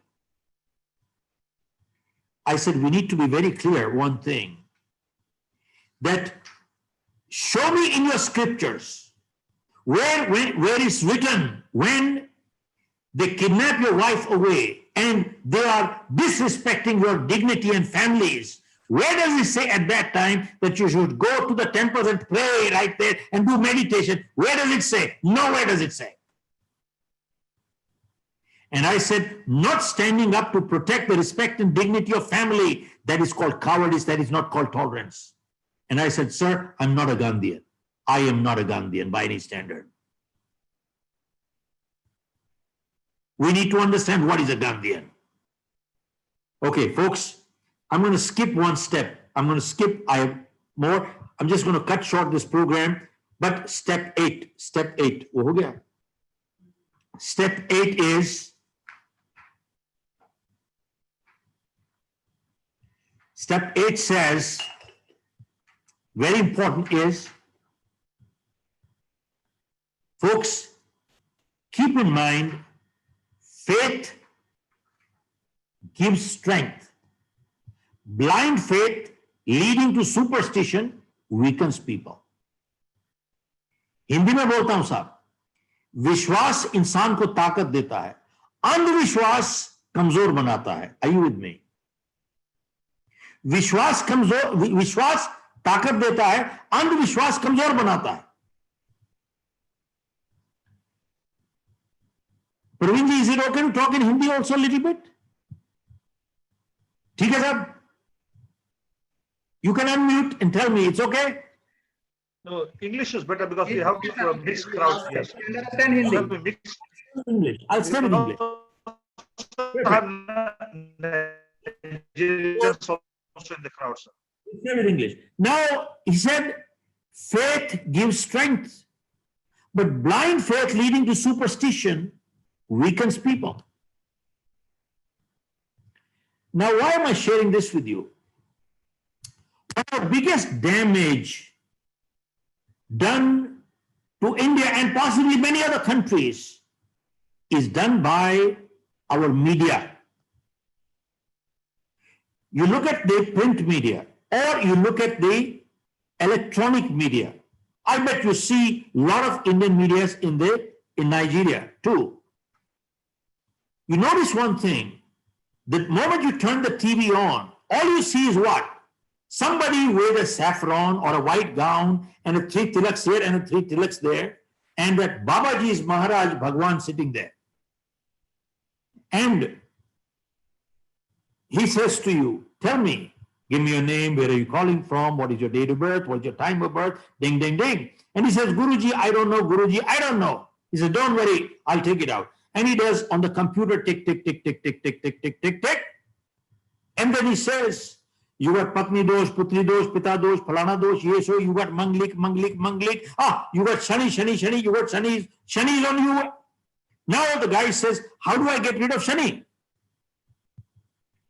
And he says, I have a solution, upay for you. Upay is, take a black handkerchief, put a black dal inside, put a black kajal on it, find a person with black hair and circulate 5 times, and then find a black dog, find a black bartan, and go ahead and go through the whole process.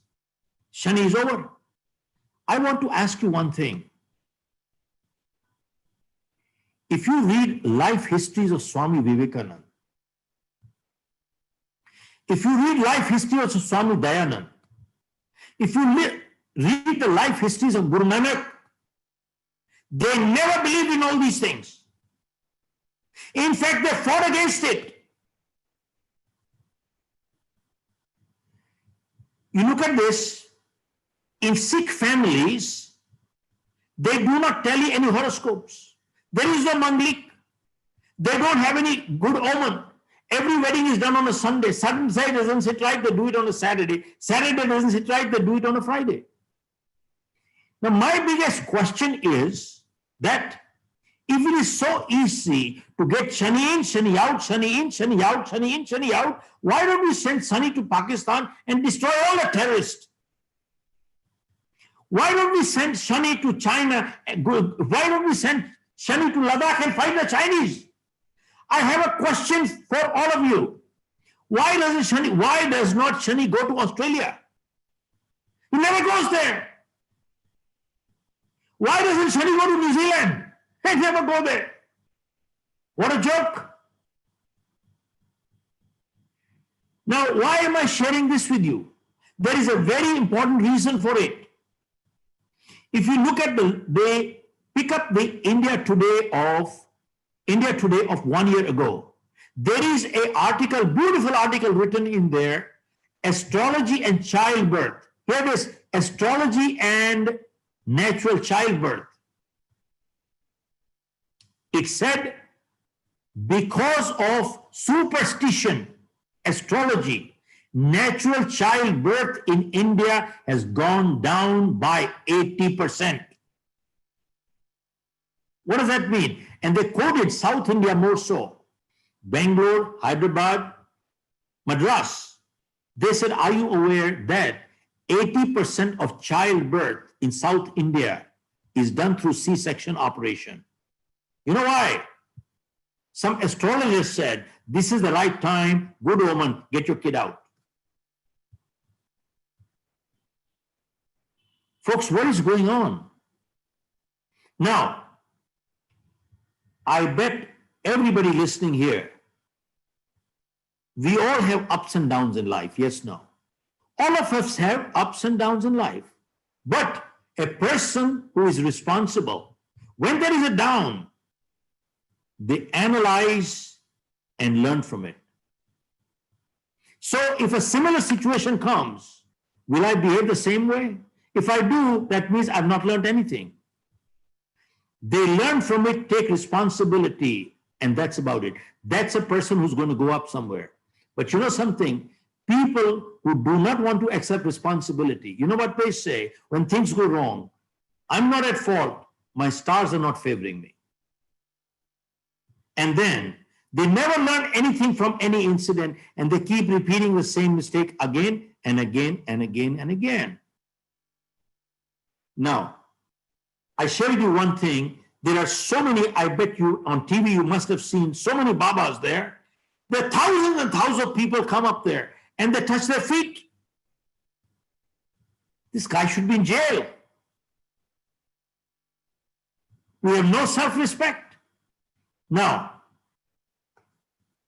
interestingly, I was doing one program about 3 weeks ago. There were 103,000 people on that webinar. And one person asked me a question. Mr. Khera, a person who goes to a temple and they wait for 12 hours for darshan, 12 hours. By the way, there are people doing that. Is it faith or blind faith? So I gave only one answer to them.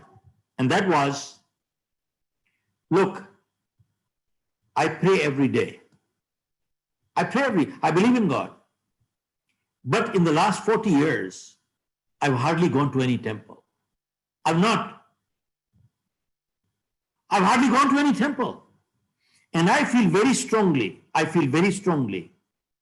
that 90% people who go to temples, they go there more out of fear than out of faith. You don't do this, this will happen. You don't do this, this will happen. You don't do this, this will happen. Folks, they go there more out of fear than out of faith. We need to understand one thing. Read life of Swami Vivekananda, Swami Dayanand, Guru Nanak. They never believed in all these things. Keep in mind, faith gives strength. Blind faith weakens people. Okay, last item. I'm going to skip one, but last item, and that is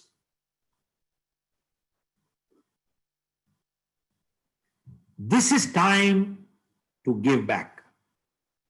Folks, we are grateful to God. We have a nice place to live. We have food to eat, but there are many people who don't have that.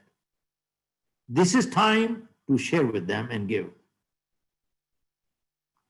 Folks, I've seen videos. There are many good people all over the world. Many, many good people. They've come up with money. They've come up with food. They've come up with time. And they're helping a lot of people. That is true. But hear this. There is one community who has been honored by the government of Canada. They've been honored by the government of United States. They've been honored by the government of UK. They've been honored by Australian government, New Zealand government for their humanitarian service. One community. Guess which community is that? That is the Sikh community from India. They've been honored all over the world for their humanitarian service.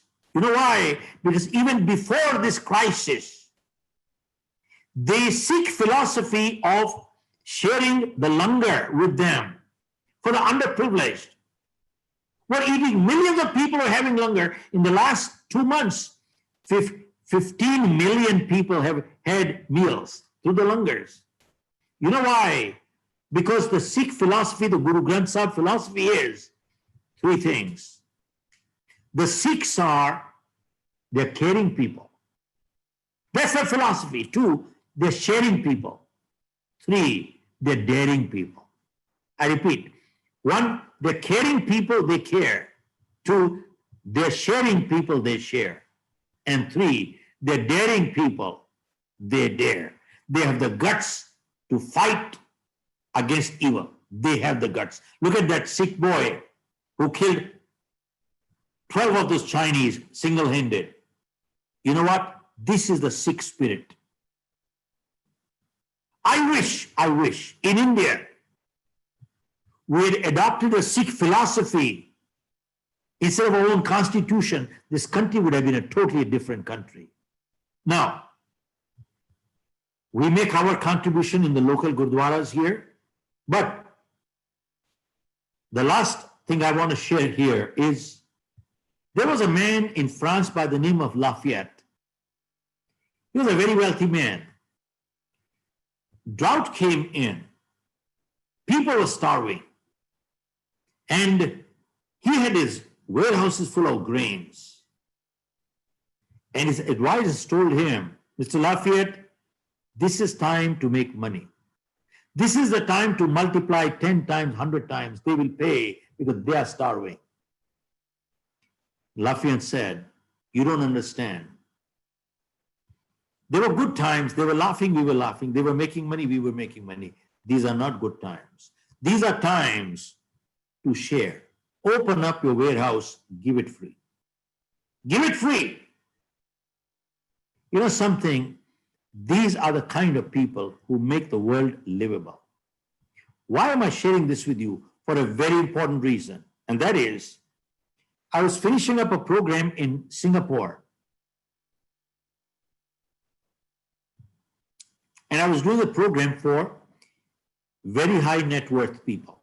One is HNI, one is very high net worth, please, extremely high. And what do I classify them?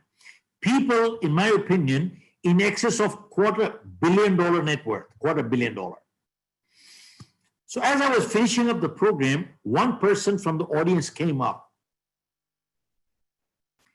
And he asked me, Mr. Kera, tell me, there are people who are billionaires. They got billions. They don't need more money. Their generations can eat it. But why does a billionaire keep making more and more and more billion? He doesn't need to, but he does. Why does he do it? So I said, there are 2 kinds of billionaires in the world. One billionaire is suffering from inferiority complex. He makes billions to keep a score, to keep up with the Joneses. How come they have this, I don't have it? How come they have this, I don't have it? How come they have this, I don't have it? Oh, he's got 50 million, I must have 100 million. He's got 100, I must make 200. Got 200, I must make 300. 300, 400. He keeps a score. If I have less than him, means I'm inferior. They measure, I repeat, they measure their self-worth by their net worth. Praveenji, they measure their self-worth by their net worth. They don't understand. People make things, things don't make people. Now, they keep making more and more and more to hide the inferiority, and they sit on the money like a snake and do nothing for society. Nothing for society. That's one breed of people. But there is another breed of billionaires who make more with one thing in mind: the more I have, the more I can give. The more I have, the more I can give. The more I have, the more I can give. Look at Warren Buffett. He's got $40 billion. The guy gave $39 billion to charity. Bill Gates got $33 billion, gave $32 billion charity. Azim Premji gave $7 billion 6 months ago. The Tata organization gives 66% of the profits into charity. Now, why am I sharing this with you? Very important reason. When I do my leadership programs, we talk of financial independence. But there are people who come up from the audience and they say, Mr. Khera, you talk of money. I said, yes. But then they say money is not important. They say money is not important. And in my book, I have written, and they say money does not get you happiness. And my answer to them is, let me ask you, if money does not get you happiness, does poverty get you happiness? My question is, if I have to be unhappy, I would rather be unhappy with money than without money. And important thing is, I said, do you know people who are the people who say money is not important? Either they're stupid or they're billionaires. Now, I didn't say money is the most important thing, but money is very important. Why? Because I learned one thing in my life, money in good hands always does good. Money in evil hands always does evil. I repeat, money in good hands always does good. Money in evil hands always does evil. Now, our programs everywhere, we do leadership, we tell them that it is a moral obligation of every good human being to become a multimillionaire and a billionaire. It is the moral obligation of every good human being to be a multimillionaire and a billionaire. Why? Money in good hands does good.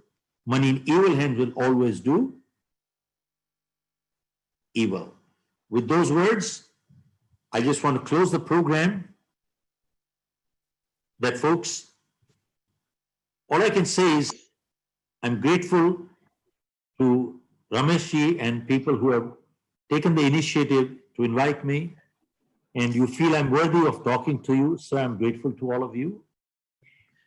Now, what you gave me was probably much more than what I gave you. What you gave me was priceless. You gave me your time. And I learned one thing in my life. Time is more precious than money. Yes, no. Time is much more precious than money. And why did you give me your time? You gave me your time because you trusted me that I will not waste your time. And I learned one thing, that in life, trust is a much greater compliment in life than love. There are people we love, but we cannot trust.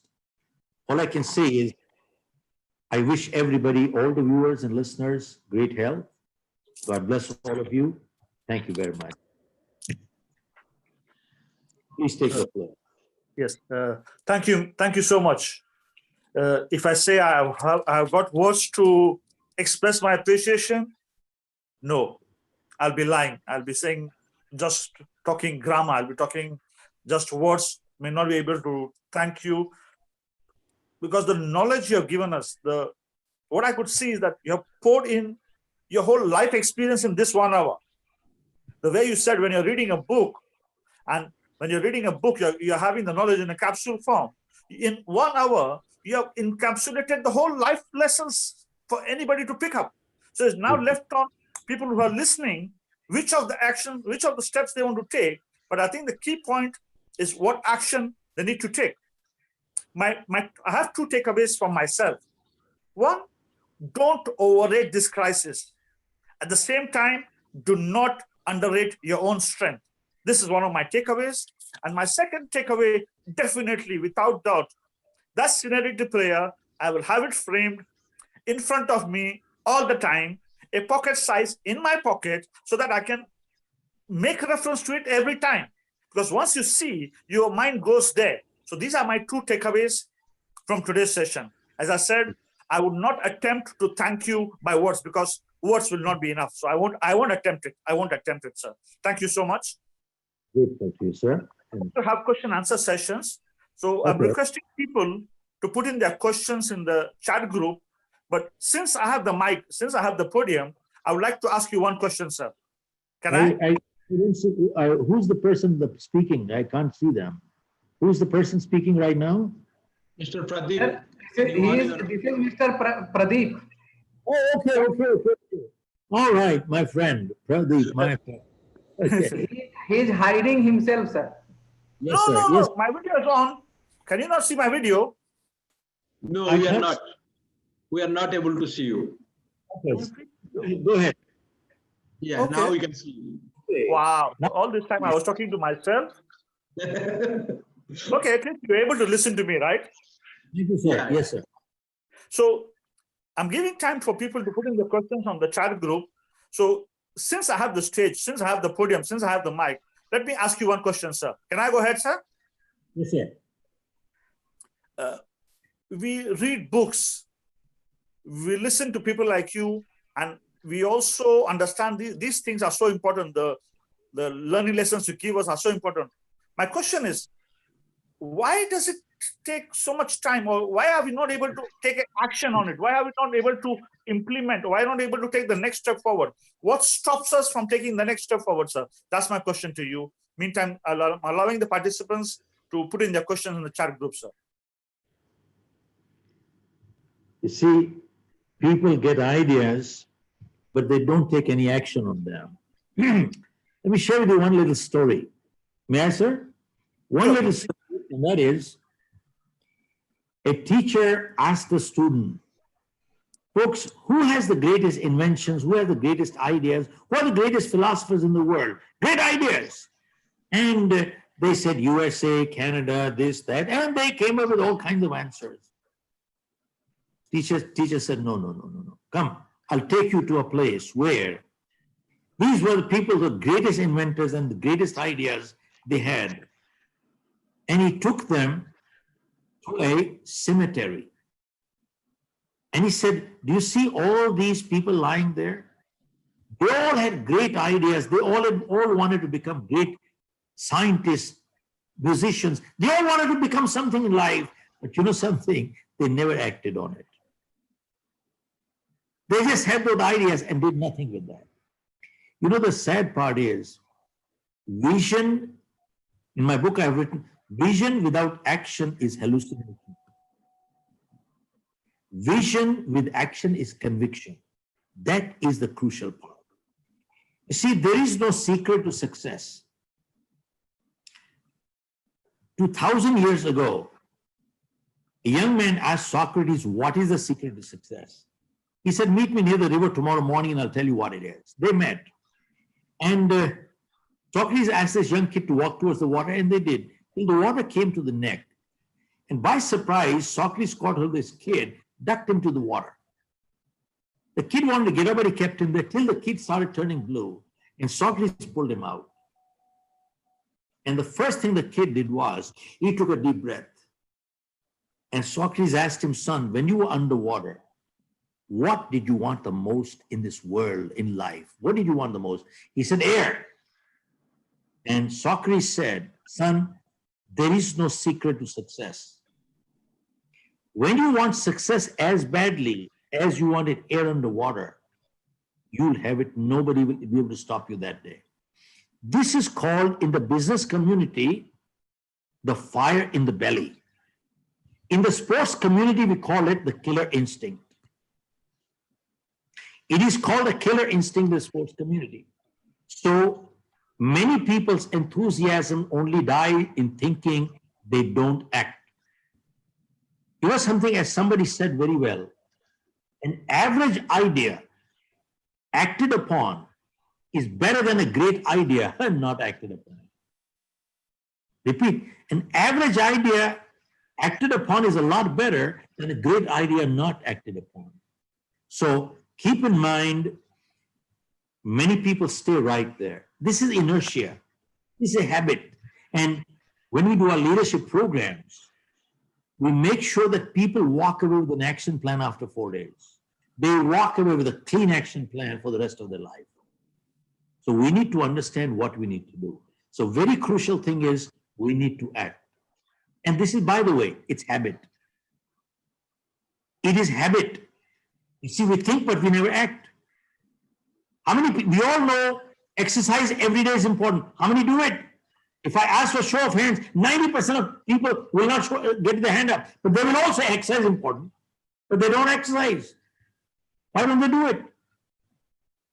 It's habit. Habit. Now, let me share with you.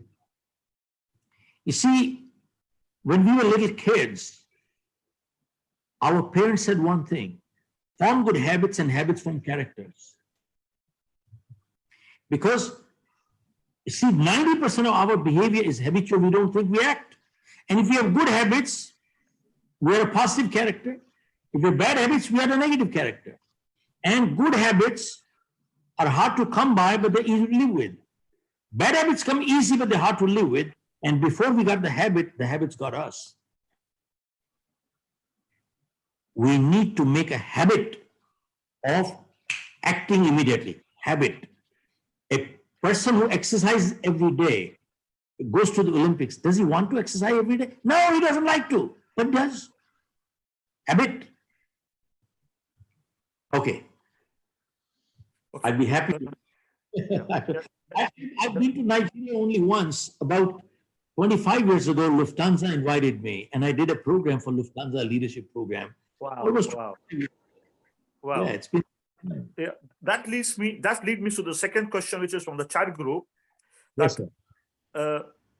During this pandemic time, all the sessions which you are supposed to have, offline sessions like the 3 days, 4 days session, like the high impact leadership, public speaking skills, time management, networking skills, develop a can-do attitude, communication skills, all those programs which you usually do. Are you doing it online now?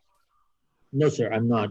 But I'm going to be doing next month a 2-hour, because you see, doing a 4-day program, maybe I have failed, I've not been able to do it right, but I'm going to be doing a 2-hour program, probably in August, and that would be on grow by creating a culture of trust and accountability. Personal accountability, okay.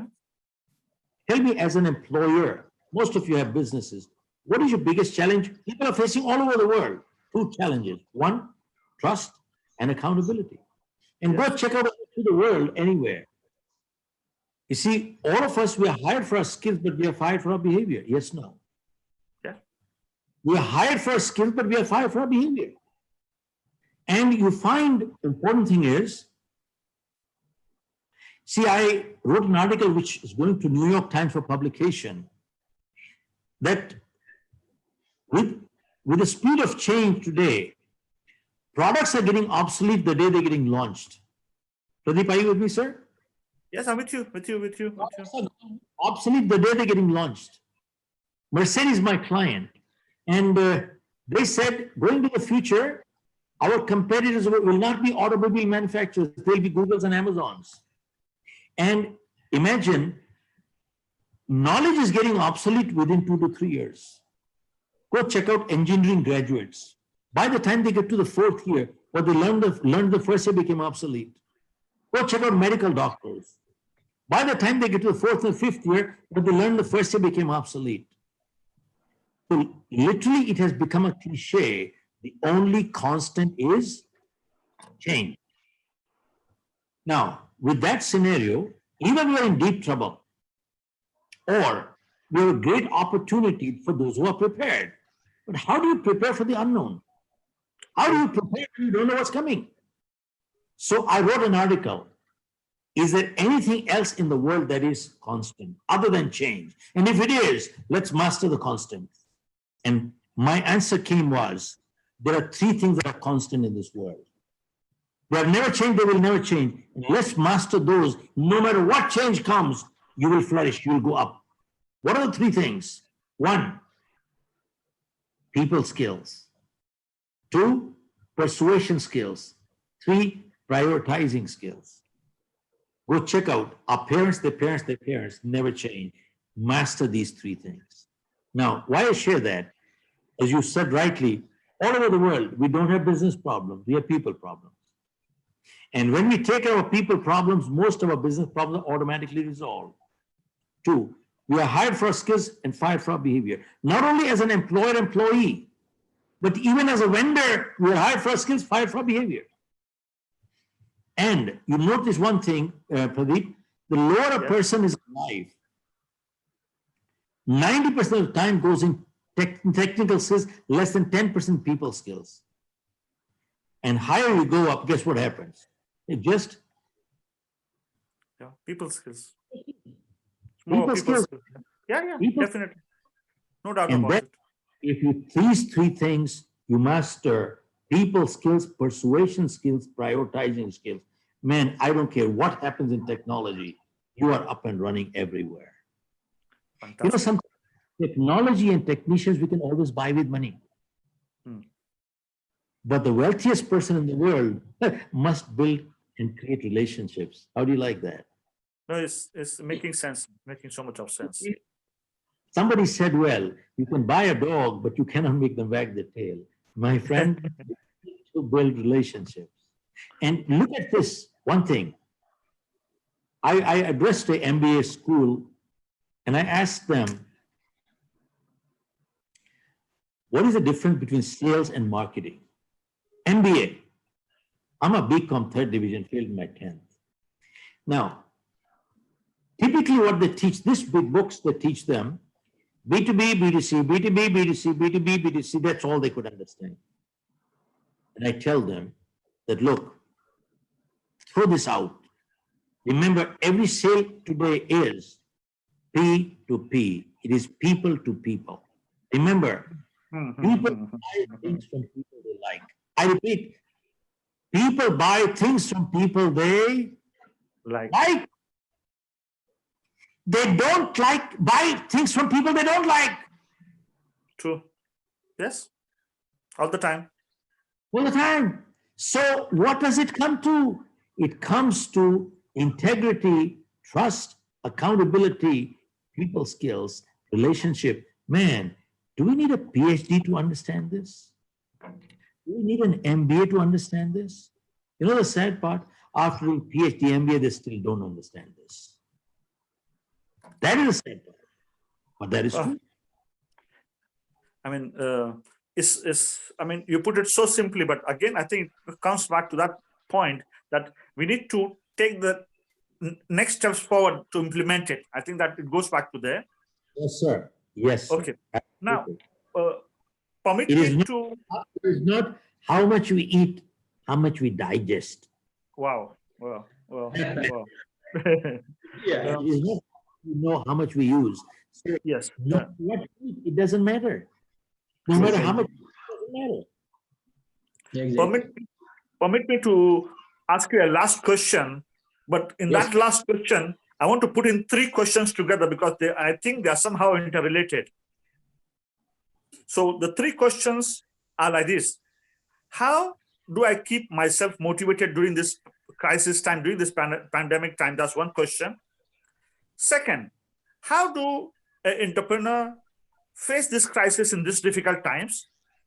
And then third question is, how does a startup make himself relevant? How does he come out of this crisis? So all of them are talking about the current pandemic. So whether it is how to keep motivational, how is it for a entrepreneur, a small medium enterprise, and how is it for a startup? So that's why I'm putting these 3 questions from the chat together to you as a single question. I hope it's okay like this. Perfectly fine, perfectly fine. Over to you, sir. Now, I want to start with the third side, startup, because it has become a buzzword. Everywhere, people say startup, startup, startup, startup, startup. And also, you heard many speakers, motivational speakers, or so-called management gurus, they say, follow your passion, follow your passion, follow your passion. Damn it, what is a passion? I was addressing the IITs, and everywhere they said, well, everybody says, follow your passion, follow your passion, follow your passion. So I asked him, what's your passion? I asked one guy, what's your passion? The man says, well, sir, I like pizzas, and I can live on pizzas. I love pizzas. I can't live without pizzas. Pizza must be my passion. So I must open a pizza parlor. And he takes money here and there, open a pizza parlor, doesn't know how to do anything, and the guy goes broke. goes bankrupt tomorrow. Is this called passion? No. You know something? Passion is an emotion. I repeat, passion is an emotion. We need to understand what it is. You see, passion is something I would do for money, I would do for no money. That's my passion. Now, when you talk of startup, there are many people who start up and they say, my recommendation, look, I'm not from any big business school. I've created 3-4 businesses, sold my companies in the US, and I still run my business. But I've learned one thing in my life. As a startup, one advice I would never change in my life, I would give it to my kids. Start small, think big. Start small, think big. You know, these kids coming out from new business school, they think big and they want to start.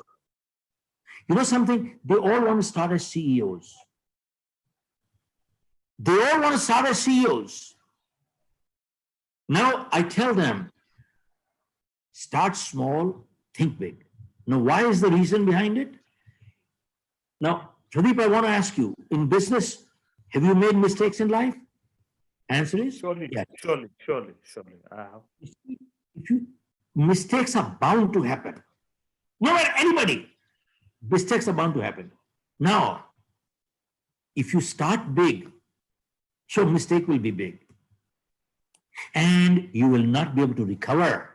You're gone forever. But if you start small, your mistake will be small.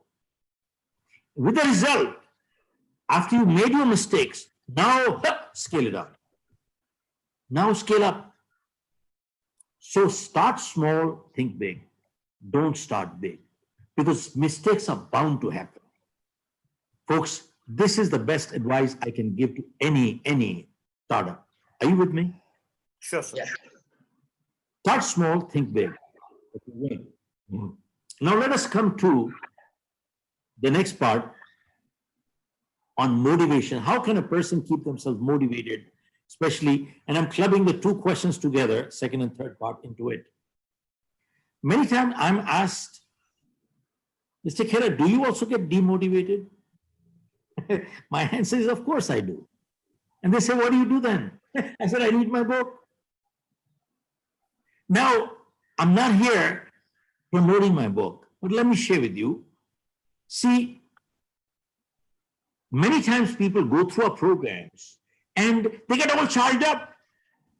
But then people say, how long will that last? It starts fading away. How long will that motivation continue? Here is my answer. Folks, remember one thing. Motivation is like fire. If you don't keep adding fuel to it, it dies. How long will it last? You need to recharge your batteries. Let me ask you, the bath we took yesterday, how long did that last? If we don't take a bath every day, we start stinking. The food that you ate yesterday, how long did that last? 24 hours. Same thing is true with motivation.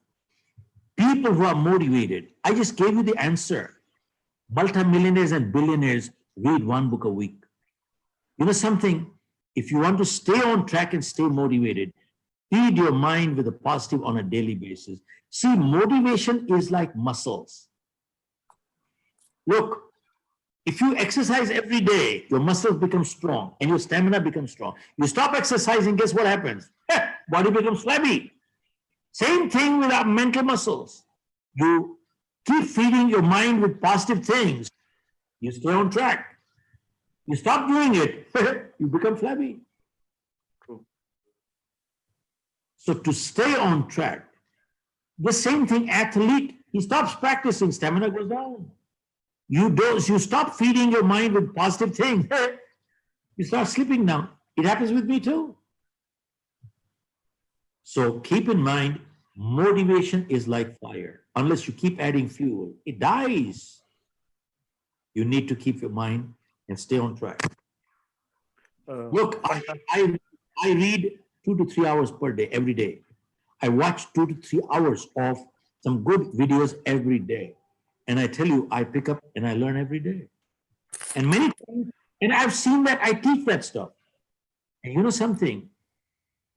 Every human being needs a reminder. We all need reminders. Otherwise, we slip back. Thank you so much. Thank you so much for that precise answer. There are so many questions on the chat group. Unfortunately, it's not possible to take them because time constraint as it is. Yes.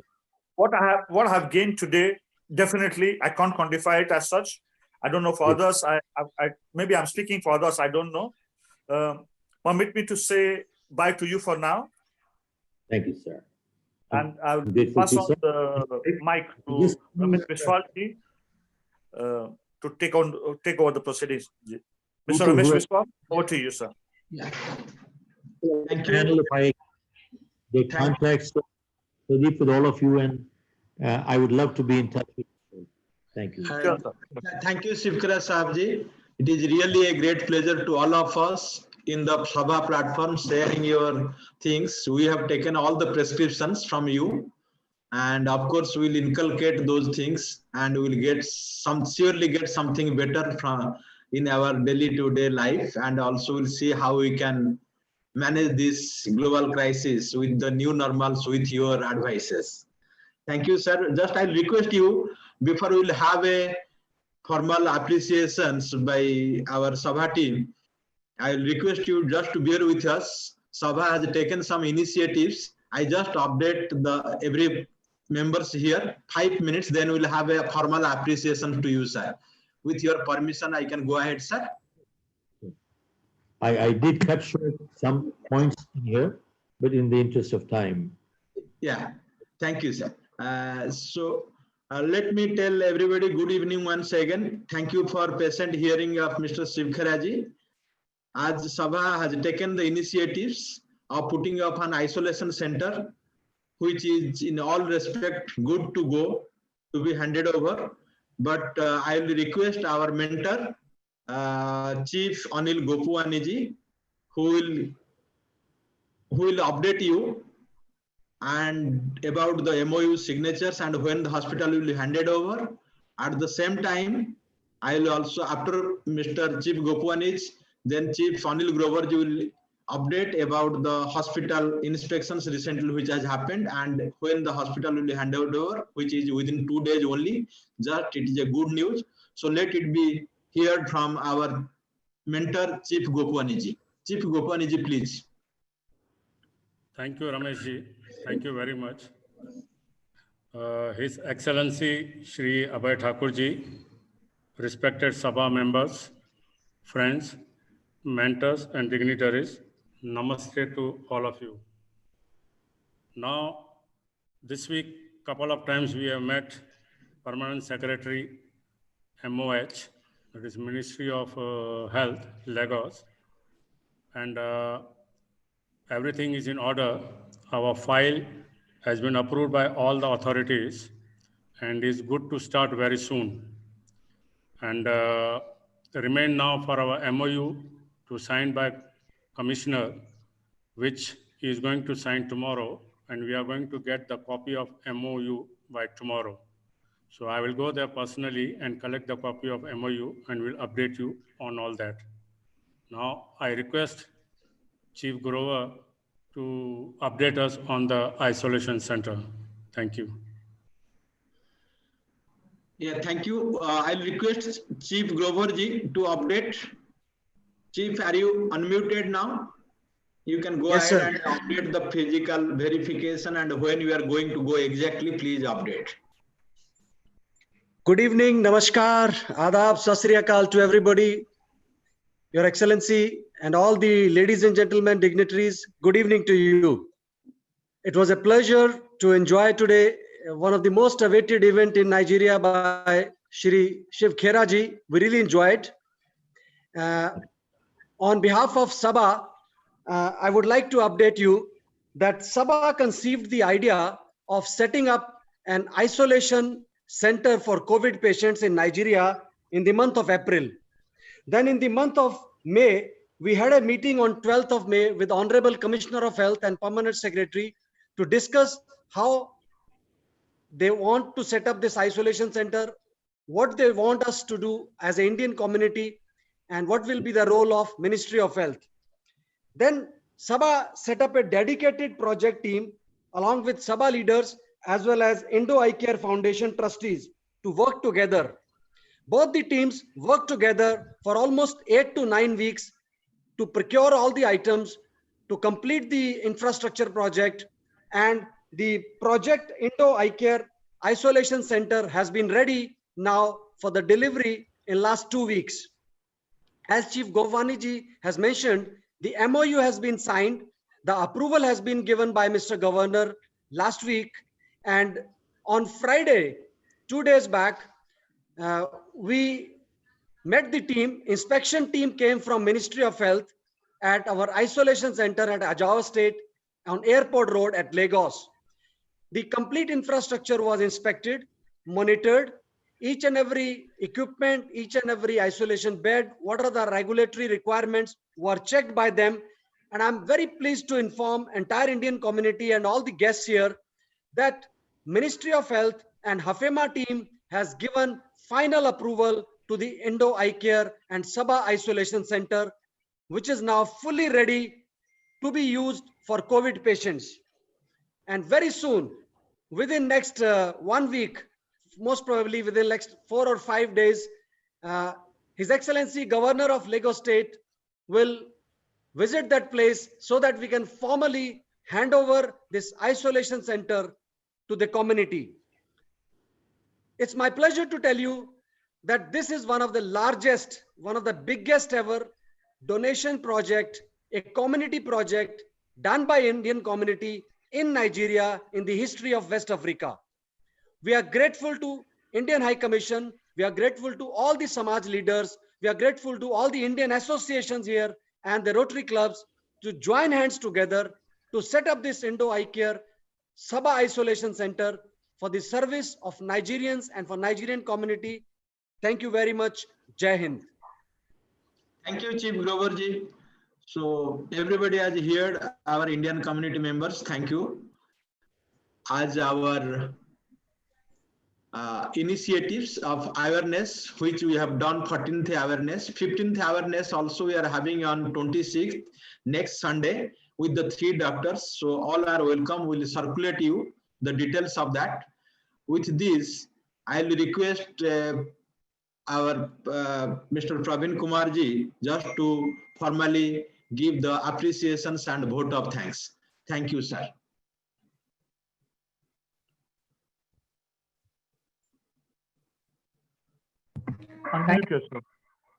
Thank you, Shiv Khera ji, and our mentors and all our participants here. All protocol observed. And on behalf of SABHA, I express our gratitude to High Commissioner of India, His Excellency Shri Abhay Thakur ji, to give us time from his busy schedule. Also thanks to Deputy High Commissioner Shri Surendra ji and First Secretary Mr. Rachit Rawat.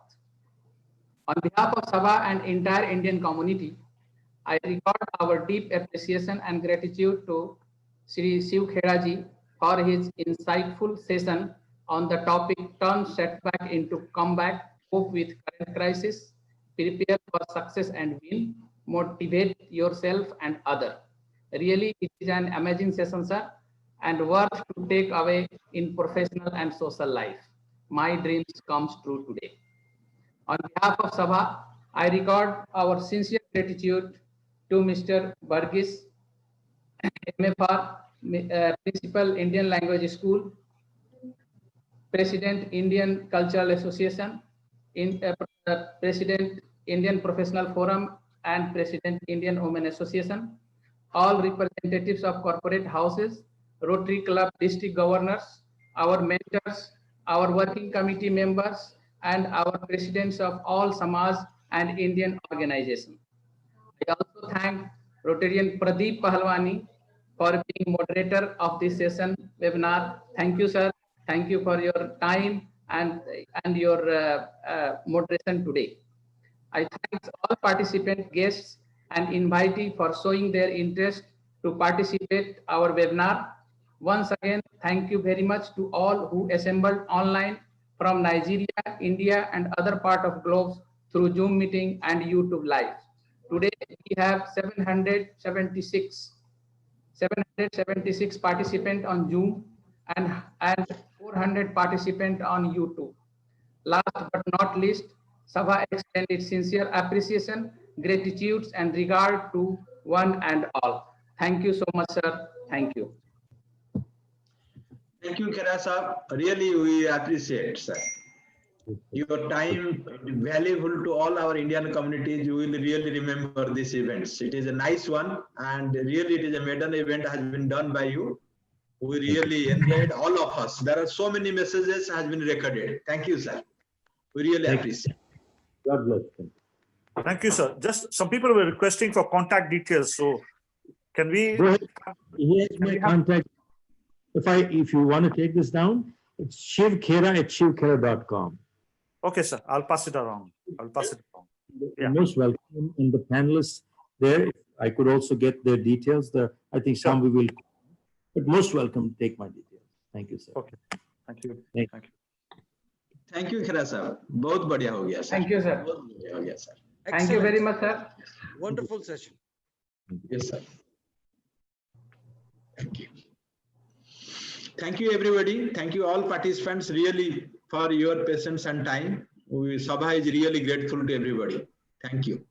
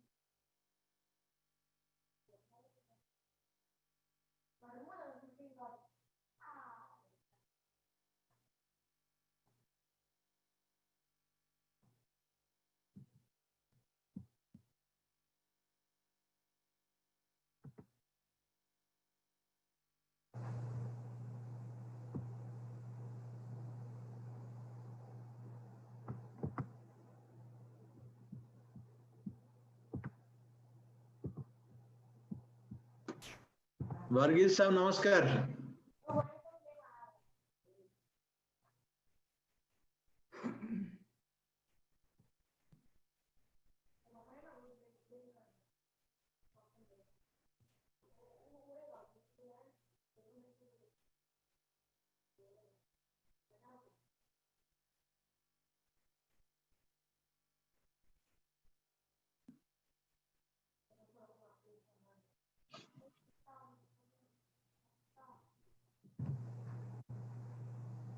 आप live recording भी बंद करा दो Ravindra ji, live recording YouTube live recording बंद करा दो।